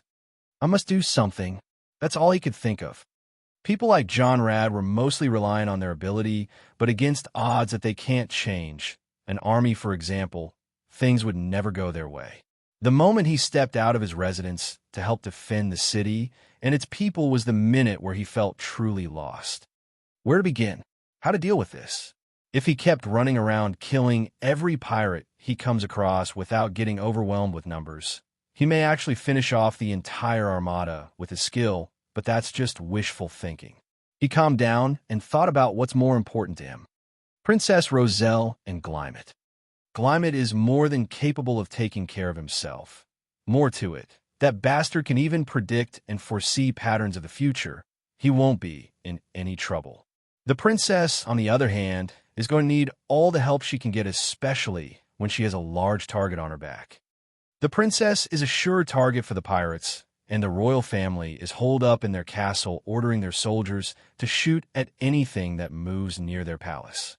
However, John Rad knew of a secret way that the princess revealed to him in the library. He sped towards the palace and took the road from the garden to a hidden tunnel near a fountain. There, he came across a servant he's familiar with. "Sid," John Rad called. Master John Rad, I bid you welcome." The neatly dressed, highly sophisticated, middle-aged servant spoke as he bowed. "What on earth are you doing outside the palace? Oblivion is breaking loose in the city." John Rad asked. "I'm sorry, Master John Rad. I truly am." The servant said with an apologetic tone and turned his face away. Swoosh! And in an instant, a sharp projectile broke the air at a terrifying speed towards John Rad's head. Being the man he is, John Rad moved like a saber cat and avoided the projectile. Then in the following second, he evaded two more projectiles and started running towards the sources of these bolts. The first was an assassin hidden in a tree holding a crossbow. The poor man didn't last one exchange before getting his head flying off its base by John Rad's accurate swordplay. The next two assassins tried to take distance, but John Rad closed on one of them and completely dispatched her by cutting her from shoulder to the waist. Not even in the mood to chase off the third assassin, John Rad cast a fireball and turned the assassin to crisp. All who remained were the servant, and naturally, a coward like him would spill out the identity of who ordered a hit on him. I don't know. I don't know anything. The man waved his hands as he took a few steps away. I'm not interested in what you don't know. John Rad crouched in front of the begging servant. I am interested in what you know. No, I don't, the servant tried to deny. Shush. Quiet. John Rad shushed him, then took out a liquor flask from his pocket. I'm going to share something with you. Something personal. He opened the flask and smelled its liquor. Colovian wine, year 134's pick. Not something cheap. John Rad said as he handed it to the servant. You understand me, right? The old man shivered from how calm and collected John Rad seemed like the city behind him burned. He knew there is no way out, and the man in front of him is not someone that should have been messed with. He took the flask and drank a big sip before handing it back to John Rad. Who ordered the hit? John Rad asked. His Grace, King Jelric. The servant said. What? You. You're dangerous. The princess relies on you. It will cause problems. The servant calmed down gradually, saying so. And where's the princess? She's at Ray Square, securing reinforcement for the defenders. I see. So the king is working against the princess, his daughter. Roselle didn't mention any of this. John Rad thought. Anything else you like to share? The servant shivered again, knowing that his moment arrived. Just kill the bastard. Make it hurt, he said in a last act of courage. Slash, and the servant's head rolled down. John, what's wrong? John Rad, nothing. Emma, just write that last part down. John, understanding that there is even a fracture between the king and the princess, John Rad soon started to have an image of what's happening. He knew the princess quite well, and he was sure that despite how lavish and cunning she is, her heart belongs to Wayrest and its people of all classes. The king was someone who ruled by dividing his people against each other, thus breaking the strength of his nation apart, in order to beat his political rivals. It is strange to imagine that the princess and the king are a father and daughter, but that's the case either way, and despite all, they cared for each other. No matter the situation, John Rad rushed to where the princess was to offer help. Earlier this week, Glymet received a hit order from the Dark Brotherhood. As an elite member, this was one of the most difficult hits ever issued to this branch. Naturally, it was handed to him. The trust he accumulated among the assassins in the sanctuary was at an all-time high, and he managed to gain access to many details and knowledge about the other sanctuaries, but never the identity or the location of a listener. This contract in particular would allow him to rise up as high as a nail to the Black Hand, meaning he would work as a special agent to one of the 5 ruling figures of the Dark Brotherhood. Whoever his target is, it had to die tonight, yet for Corsairs to invade now of all times. The target was King Jelra Barinia, and it had to be done as fast as possible in order to escape Wayrest. Also, John Rad has access to the palace, so that will surely come in handy. The plan deviated a little bit when Glymet arrived at the city gate and found it being assaulted by pirates. On top of it, the guards were blocking not only the raiders, but also the helpless refugees. A fight broke out and Glymet held the gate until the citizens closed it, then went in looking for John Rad. Knowing that his friend hangs most of the time with the princess, he headed towards the palace, and there he found John Rad escorting the princess around. We can't let my father cower in his throne room more than that. Everything is falling apart, and all he cares about is plotting to murder my friends. What is he thinking? Roselle walked ahead of John Rad. What you did in the plaza just now was brave enough. Freeing the political prisoner surely rallied a lot of resistance, and granting freedom to the criminal who wishes to fight is truly going to make a difference. Still, the king is the only one who can ruin our efforts. John Rad complained. It saddens me, but father no longer fits his throne. The main reason why the people and the nobles are divided is because of him. Still, today you took an admirable step, princess. No one realized that the prison which was packed with nobles and common folk alike to be the solution to this mess. They're already fighting the pirates, but all they need is a defined and present leadership, and you showed them that. Thank you, John Rad. Glymet almost puked of how intimate John Rad and the princess were talking to each other, but as they were all on their own in the way, he decided to show himself. And who in the name of Dagon are you? The princess turned at the man who walked out of the garden trees, raising her staff at him. John Rad. He spoke. Glymet. John Rad nodded to him, causing the princess to aim away her staff while John Rad explained. This is the friend I spoke about, the one that is good at infiltrating. I heard much about you. The princess said, John Rad said you were a war hero. I hope you lend us your skill. Yes, but... John Rad, princess, the palace was overtaken by pirates. Glymet informed them about the result of scouting the palace. No way. The princess was shocked. It makes sense now. On the other hand, John Rad was thinking of something else entirely. Why exactly are you here, Glymet? I've been hired by someone to come here.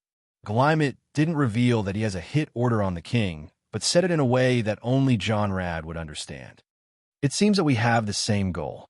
John Rad nodded. The king tried to kill him earlier, and there is no reason to let him off. Also, John Rad's sixth labor was to kill the king. If not for his relationship with the princess, he would have done it a week ago. Sadly, time has run out. I smell the blood in your words. Yet who were they trying to keep in the dark? The princess could tell that the two men were in the psyche of killing, and that meant her plans to peacefully force her father to abdicate are no longer an option. Princess, I for once am willing to negotiate with the king first. Glymet said, I know the king is not the one to choose peaceful options, but I will follow your plan. John Rad said, I understand. The princess smiled, but she had to agree with John Rad. Forcing the king doesn't mean killing him, and now that he's in the hands of the pirates, his position is very weak. But she knew how it was going to end. A regicide, a patricide. The reign of Queen Roselle Berinia had to start bloody. Also consider commenting and joining Discord all on this URL, https://linktr. /Donovel. Patter 0 in latest chapter, 588.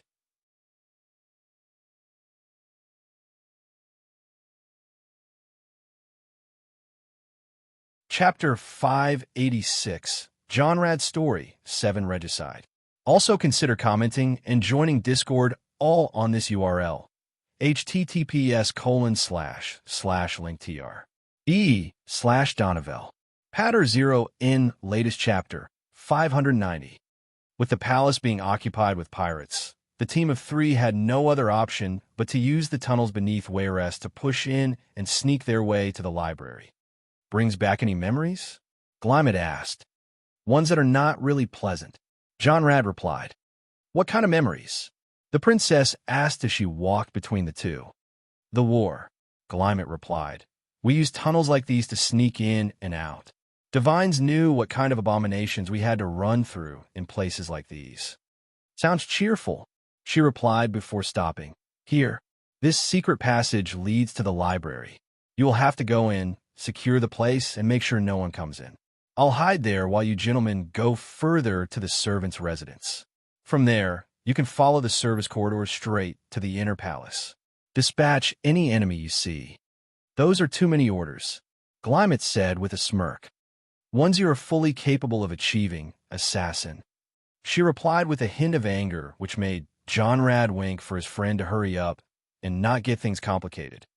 As she commanded, the 2 super soldiers went into the library and secured it for the princess to hide.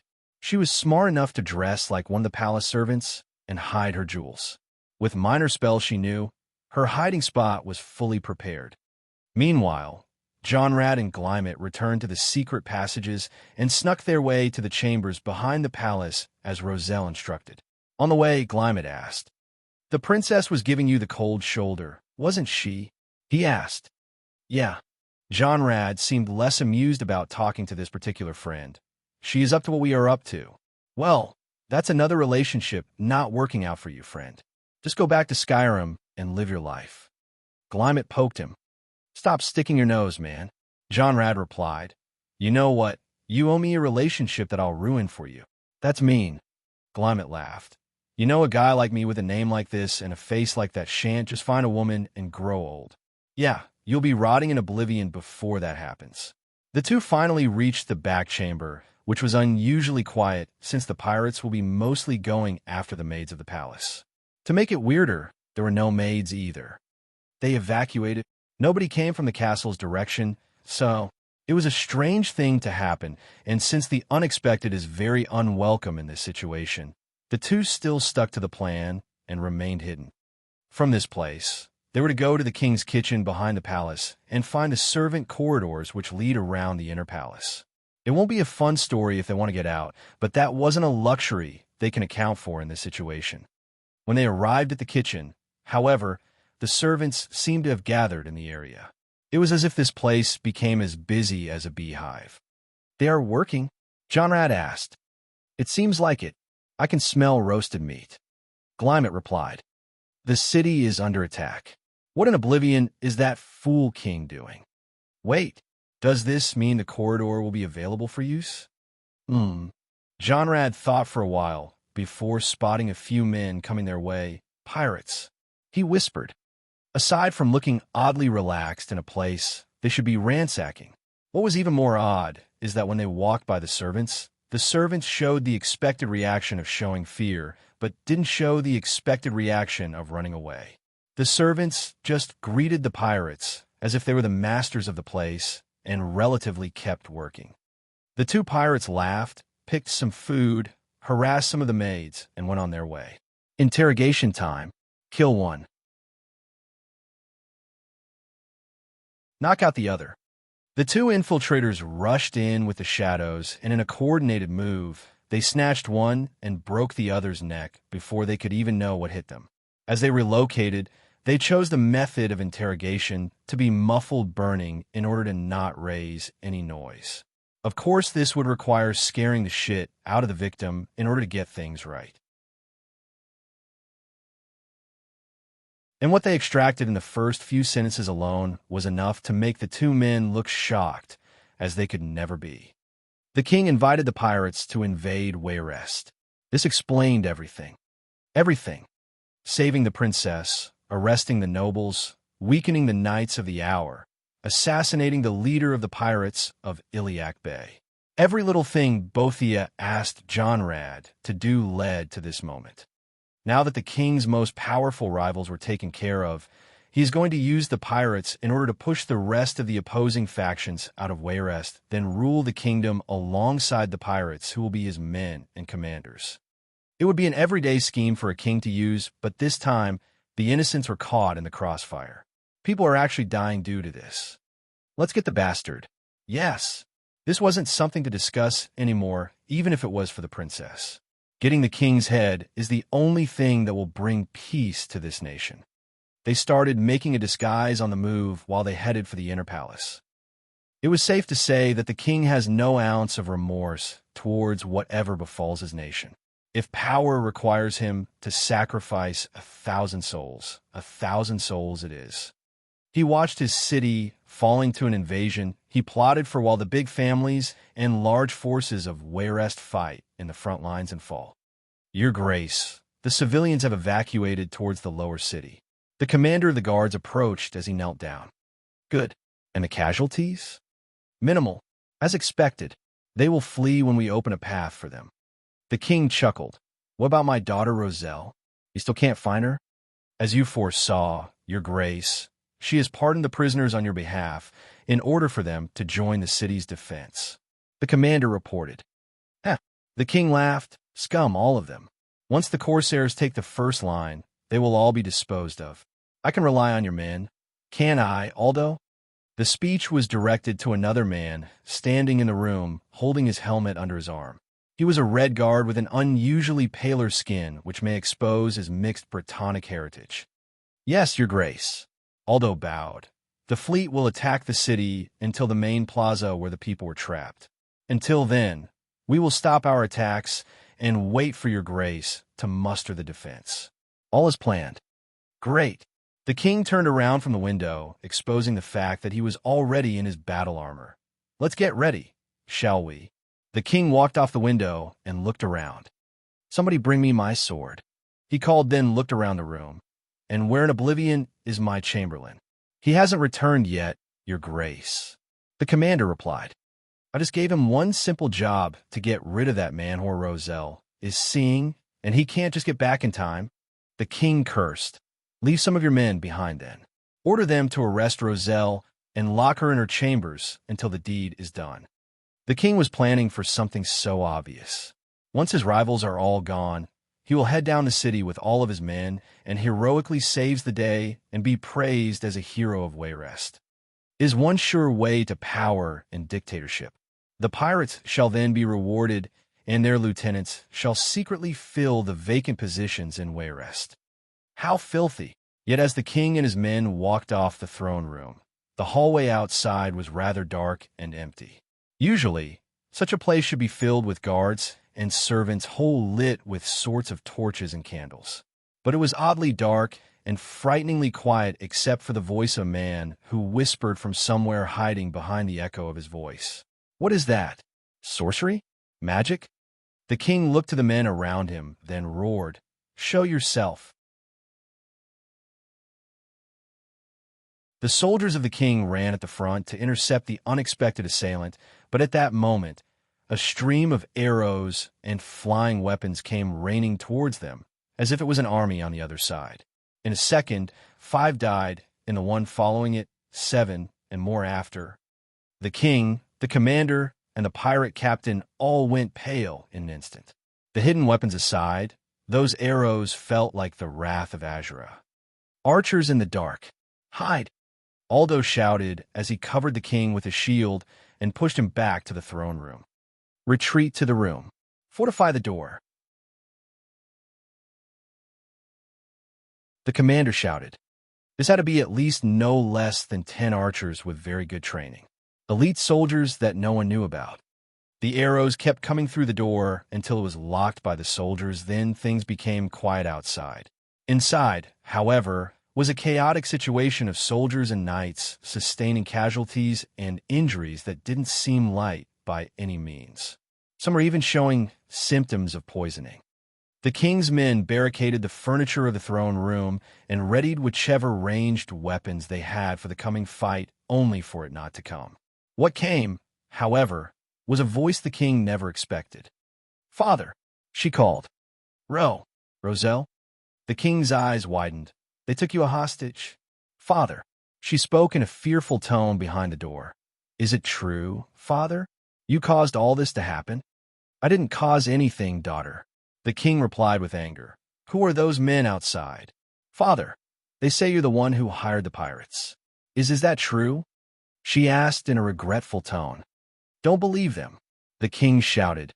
"Your father will come for you. I told you. I always told you those traitors are always trying to take things from us. What I did it for Wayrest. For us. This is what I always warned you from. Those men, who are they? Stop hiding like the cowards you are." Ironic. Roselle snorted with a sad face before speaking in a grim voice. "Those men are with me. King Jelric." Silence was never this cold in the palace of Wayrest, even with a city on fire outside of it. The king just couldn't comprehend how it happened, even though he always knew his daughter would be a threat. Just not this kind of threat. "Roselle, what have you done?" he asked as his anger kept boiling. "Who did you side with?" "You made sure I side with no one, King Jelric. You were wary of me, since you were the king who murdered his father and got rid of the legitimate heir." She said.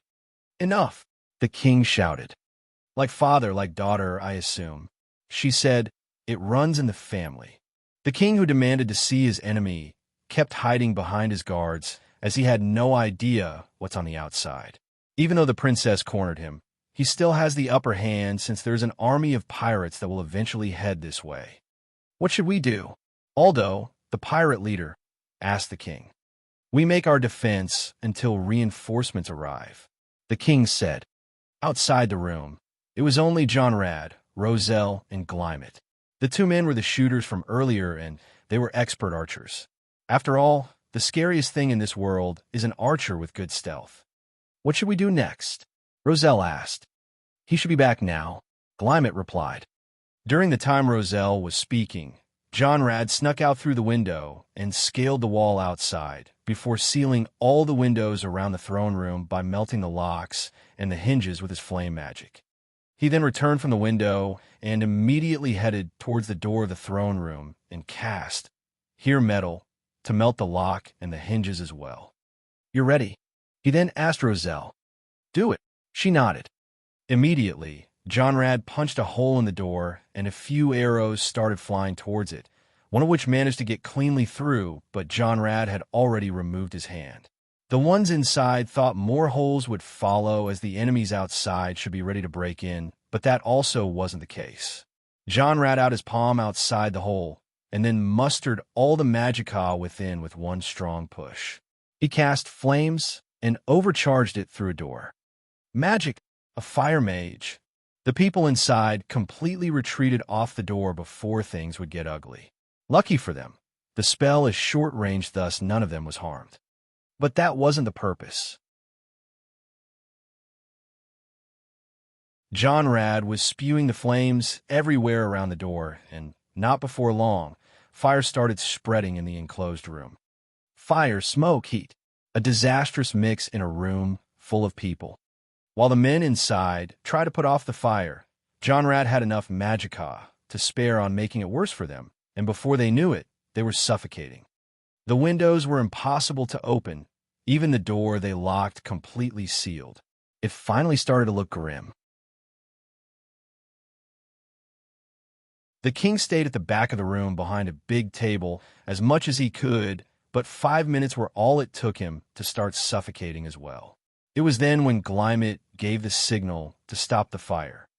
The life energies inside the throne room were already diminishing so fast that they dropped from over 30 to just 7 and in bad conditions. Jonrad immediately melted the lock and pushed the door down. The door fell with an echoing noise, and as expected, those survivors were the ones that managed to force open a window in order to breathe. Death by suffocation. Surely a terrible fate to inflict, but what's done is done. The king had the commander and the pirate leader on his side, while the remaining 4 were instantly shot by 4 arrows from the bow Jonrad wielded. With the hand that held the bow, he had prepared extra arrows that he would flip and shoot almost instantly. "Alakar archery!" Aldo exclaimed. A skill exclusive to the horsemen of the desert. No one would ride and shoot as fast as they do, and this was some sight to witness, yet a horror, however, to those who stand at the wrong side of those arrows. "Roselle, you traitor!" The king could no longer contain himself from anger and held his sword up. Jonrad and Glymet were ready to take down the remaining 3, but Roselle spoke. "Why?" she asked. "Why would a king betray his country? To act as a hero at the end of the day." It was obvious. When a king kills his predecessor, the other nations and the nobles hardly recognize his authority or legitimacy as a ruler. By being a hero, King Jelric will gain the legitimacy he needs. But why be a hero this way? Why not work for the people and get the praises of the public? Why act as a thief and a thug? Why tarnish the name of the rulers? Why the greed? Why the evil? Is it fear from those in control? Is there no pride in one's nationality at all? That is what our question meant. Of course, there's no answer. Those who think they are right just because they desire to be, so are nothing but sinners. When it is said to them, "Make no mischief on the land," they say, "Why? We only want to make peace."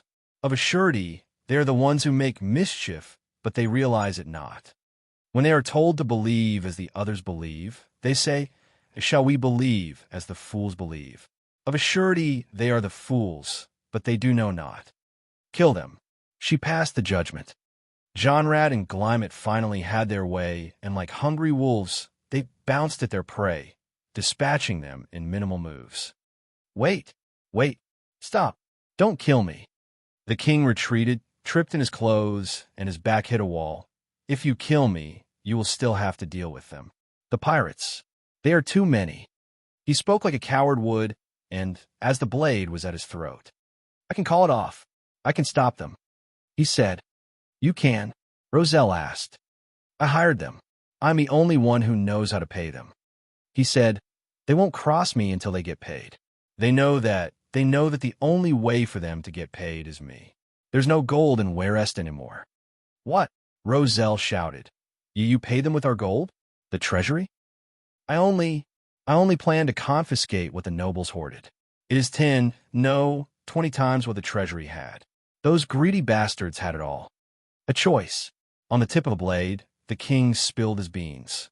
It wasn't long after that when he discovered that all his daughter had was John Rad and the other man clad in black armor. 2 men just dispatched his elite guards and toppled his scheme on his head. What's it with corrupt rulers and pirates? John asked in frustration. Scum get together, son. John Rad replied. But the princess took care of him, right? Alina asked. Of her own father? She wished she had the strength to do so, but we needed to exchange him for the safety of the city. The pirates wanted their reward, and so we ordered them to retreat and exchange the king for the prisoners they took. Then, after the exchange, the pirates left, but Princess Roselle always knew that they would return one day very soon. Glymet and I traced them back to their den in Hammerfell and got rid of King Jelric and those who know of his secret. By that, both my 6th labor and the Brotherhood assassination contract were complete. However, I was no longer welcome in Warest. Roselle regrets killing her father till this day. John Rad had that distant look in his eyes, filled with sadness over a ruined past. Where did you go next? John asked. We had to complete the job Euthernir gave us. Find the Brotherhood listener and kill her. However, during the pirate attack, the Dark Brotherhood sanctuary was discovered and its members were slaughtered. Glymet heard about another sanctuary here in Skyrim, specifically in Falkreath. Both John and Jellinar narrowed their eyes upon hearing that. You returned to Skyrim back then? Alina asked. No, only Glymet came. I stayed in Bruma because I got tired from traveling. Still, the story of what happened to him in Falkreath was the stuff of horror. Also consider commenting and joining Discord all on this URL. https://linktr. /Donovel. Patter 0 in latest chapter. 590.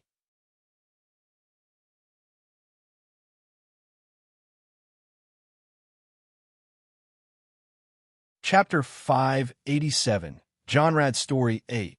Also consider commenting and joining Discord all on this URL. https://linktr. /Donovel. Patter 0 in latest chapter. 591. After assassinating King Jelric of Warest at the order of his daughter Queen Roselle for his involvement in the Corsair invasion, John Rad and Glymet left Warest for good, especially John Rad, whose existence shall be a reminder for the princess, now queen, of what ended up with her on the throne. As Glymet swore not to enter Skyrim until he finds the secret of the ancient Dragon Knights, he stayed in Cyrodiil, scavenging the old Blade hideouts for clues on their history, and helping any ex-Blade agent he meets by hunting down the Thalmor patrols. Glymet, however, headed north to Skyrim and searched Falkreath for 2 weeks until he found the Black Door of the Dark Brotherhood. It was almost impossible to contact the Dark Brotherhood in Cyrodiil since the group has gone dark for years. The Falkreath Sanctuary, despite being small and semi-independent, was the only lead he had. The one who met Glymet was a dark elf that went by Varlin, and he was an assassin. With the armor of the Dark Brotherhood and the markings of an assassin, Glymet was recognized to be an authentic assassin and was allowed past the doorway to meet with the leader of the sanctuary, a young Nord woman that went by the name Astrid. The meeting between Glymet and Astrid was filled with one bad impression after the other, as Astrid wasn't pleased with an outsider she didn't handpick herself. However, a brother from another sanctuary is still a brother, and no matter how independent she may try to appear, any violation of the code will cause trouble with the listener and the Black Hand, which are the last people Astrid wanted to meet. To earn his keep, Astrid wanted to put Glymet to the test in a rather difficult mission. All right, newcomer, let's see what you can do. We have a contract on Rathir, the new priest at the Hall of the Dead. There's something odd about that one. Be careful. He's been seen around Grave Concoction's potion shop. She said as she passed the order to Glymet. With so little information to go on, Glymet was supposed to act alone. Relatively speaking, the high priest in the Hall of the Dead of Falkreath is the high priest of Arche, the divine of life and death. Killing such a person is an insult to the Edra, and Glymet was worried over that fact. Killing a priest would surely incur the wrath of its god, wouldn't it? And so the investigation began with Glymet looking for every excuse not to kill the high priest. If he went to the Hall of the Dead directly, he may run into the high priest and blow up the mission from more than just one side. So he chose to visit the Grave Concoctions, the alchemy shop in the middle of town where the high priest was said to have been roaming the other day. With the low probability of encountering the man, Glymet went in and started looking around the shelves of the shop. A customer at this time of day. Looks like I'm in luck. Browse around and pick what you want. Be with you in a jiffy. A woman's voice came from inside the shop as a dark-skinned Redguard looked through the curtains to greet Glymet before going back to whatever she was brewing. Yes, good day, he replied. Lovely to see such a collection in a small town like this. It's a city friend, the woman replied from inside. Nords here would chase you out with torches and pitchforks if you call their little city a town. Glymet giggled and waited in the shop until the woman came out. Greetings, he said, bowing to get a tiny bit. Greetings to you too. She returned the greeting while wiping her hand in a towel and looked at Glymet with a wide smile. The woman was young and beautiful, seemingly talented in her craft, as her hair seemed to be well-nourished and her shelves were full of fresh potions. You find all these ingredients in Falkreath? Glymet asked. Isn't it a big forest at the end of the day? She replied. But what might interest you? A Redguard's hospitality, Glymet said with a laugh. Tell you what, handsome. You walk 3 months in the direction of the mountain. Don't take turns, past the Orsish castle, and you'll find yourself in a big desert land. There you can get all the Redguard hospitality you need. Right here, I exchange hospitality with gold. She said, not in a bad way, but rather in a light mood to prevent the man from even attempting to haggle. Glymet nodded with a smile. I want to buy some supplies for a skeever infestation in a farm I am working on, he said. A good excuse to buy poisons. She sighed. And I will buy some of your finest magical potions as well, he said. Now we're talking, dear customer. The young woman said, Name is Zarya. You can request whatever potions you want. Very well, Glymet said, and handed over a list of the goods he wanted to her as she took it and turned around to face her shelves. After a few seconds, he spoke again. Do you happen to know of a man that goes by Rathir? The question fell on Zarya's ears and caused her to halt for a moment before looking at him with expressionless eyes. Priest of Arche, find him at the graveyard, she said and turned back to her shelves. Yes, I'm not particularly looking for the man. I just met him, and he's quite the odd fellow. Something definitely doesn't feel right about him. As if her patience had run short, Zarya slammed 2 bottles against the counter in annoyance. I rather appreciate less of a nosy customer. If possible, please pay up and leave, she said. Glymet always regrets having bad speech skills, which he mostly needs John Rad for, thus he had to push further for information this time. Really? I heard he's a customer, or some sort of a patron here. Maybe a lover? I don't know anything about Rathir. I've already asked you to leave, so I guess we'll have to do this the hard way. Without even raising her hands, Zarya launched her fingers against the bottles, and they flew at Glymet's face, which caused him to retreat immediately. All he could do was to evade one which exploded behind him in a buff of nasty red smoke, and hit the other one with his dagger, causing a yellow burst of stink.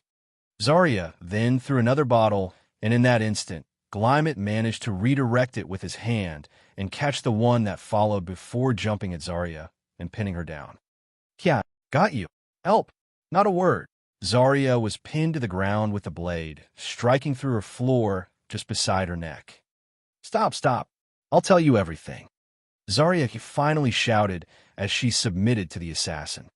Good call. Glymet retreated his weapon and helped Zarya up. Got to be one scary Rathir to scare a woman like you like that. Not as much as you, it seems, she said while touching her neck. Why are you after Rathir? Why should I be after him? I'm merely asking around about the man. Glymet said as he narrowed his eyes. You can say it is some sort of a debt. Rathir? Debts? Zarya caught on to the lie. I don't think he is the kind of guy who deals with loan sharks. He's a high priest for Arkay's sake. He sleeps on a hoard of gold. Running low on patience, Glymet skipped the part where he has to hide his motive and played with the dagger in front of her face. Mind being more helpful? He asked. All right. What do you want to know? She raised her hands and backed off. Where he stays, where he goes, anything about the rascal. Zarya looked at Glymet up and down, and with a slight grin, she nodded. So you want dirt on him? I would appreciate it. Fine. She nodded. Rathir is a necromancer. Interesting, he said. How exactly do you know that? Long ago, he used to invite me to meetings, moonlight walks, whatever you call it. I was invited to his merry little band short after, but when I found out about his practices, I left his cult. Interesting, Glymet smiled. I am glad he's just another scum at the end of the day. He then glanced at Zarya with a malicious intent glimmering in his smirk. What do you want more than what I already told you? She asked in fear. Do you know how to get closer to him without being spotted? Just that question was enough to give her trouble, but now that she thought about it again, this may just be the end of her troubles. If Glymet can just kill Rathir or whatever shit he wants to do to him, it may be very useful. Tell you what, I'll let you borrow my old cult robes to sneak into his ritual if you do a little something for me. I have this new poison I've been dying to try out. Why don't you test it on those cultist scum? I'll take your robes and your potions, milady. When it comes to assassinating, Glymet had a style different than most of those in the business. He likes it more when it is bloody. Normally not a trait for a hero, or maybe a trait for every hero for his purpose is to purge whatever in his way to achieve his goals. The High Priest of Arkay, Rathir, was such a stepping stone. As Glymet upheld justice in his heart, he didn't want to kill innocents, but Rathir was a betrayer to the divines. If the priest of the god of death succumbs to the god of undeath, they deserve 1,000 deaths over and over again. Glymet would gladly deliver that. He walked into the worm cult shrine, where Rathir was gathering his followers that most of them wore the habits of the priesthood of Arkay. On the main altars were the corpses of aged men who hanged the amulets of Arkay around their necks, which reveals what has befallen the real priesthood of Arkay. Rings upon rings of necromancers gathered around the ritual ground, and in their center stood a man giving a heated speech. In this night, the necromancer moon shall arise. On this night, the worm god Mannimarco shall accept our sacrifice. By drawing the blood of the zealots to the most hated Arkay, we shall extend our Lord's grasp. The ghosts shall dance, and our Lord will reward us. Rathir shouted and swayed under the moonlight before opening his hands. Gather round, my children. It is time for the ritual to begin. Tonight, the dead walk. Not so fast. Yet a voice spoke. Everyone looked at the necromancer, who rudely interrupted the ritual, and in an instant, part of the cave fell from the ceiling and targeted Rathir, almost flattening him into a smoothie. Still almost. Your Grace. Move. One of the necromancers wearing Arkay's priesthood robes ran towards the man and pushed him out of harm's way as the stones fell. Instantly, blood and gore exploded around where the stones landed, with 7 necromancers dying beneath them at least. Tis, Glymet clicked his tongue as Rathir seemed unharmed, and he was now exposed before taking the life he was supposed to take. What? You're not one of us. It's the assassin I was warned of. Rathir shouted. Warned? Now that's interesting. Someone would warn the assassination target of an assassin that only the Dark Brotherhood members could have known about. Who in Oblivion would that be? Also consider commenting and joining Discord all on this URL. https://linktr/e/Donovel. Patter 0 in latest chapter 591. That you're tuning in to the Warrior Lore YouTube channel. Don't forget to subscribe and join us on this journey to catch the most captivating stories.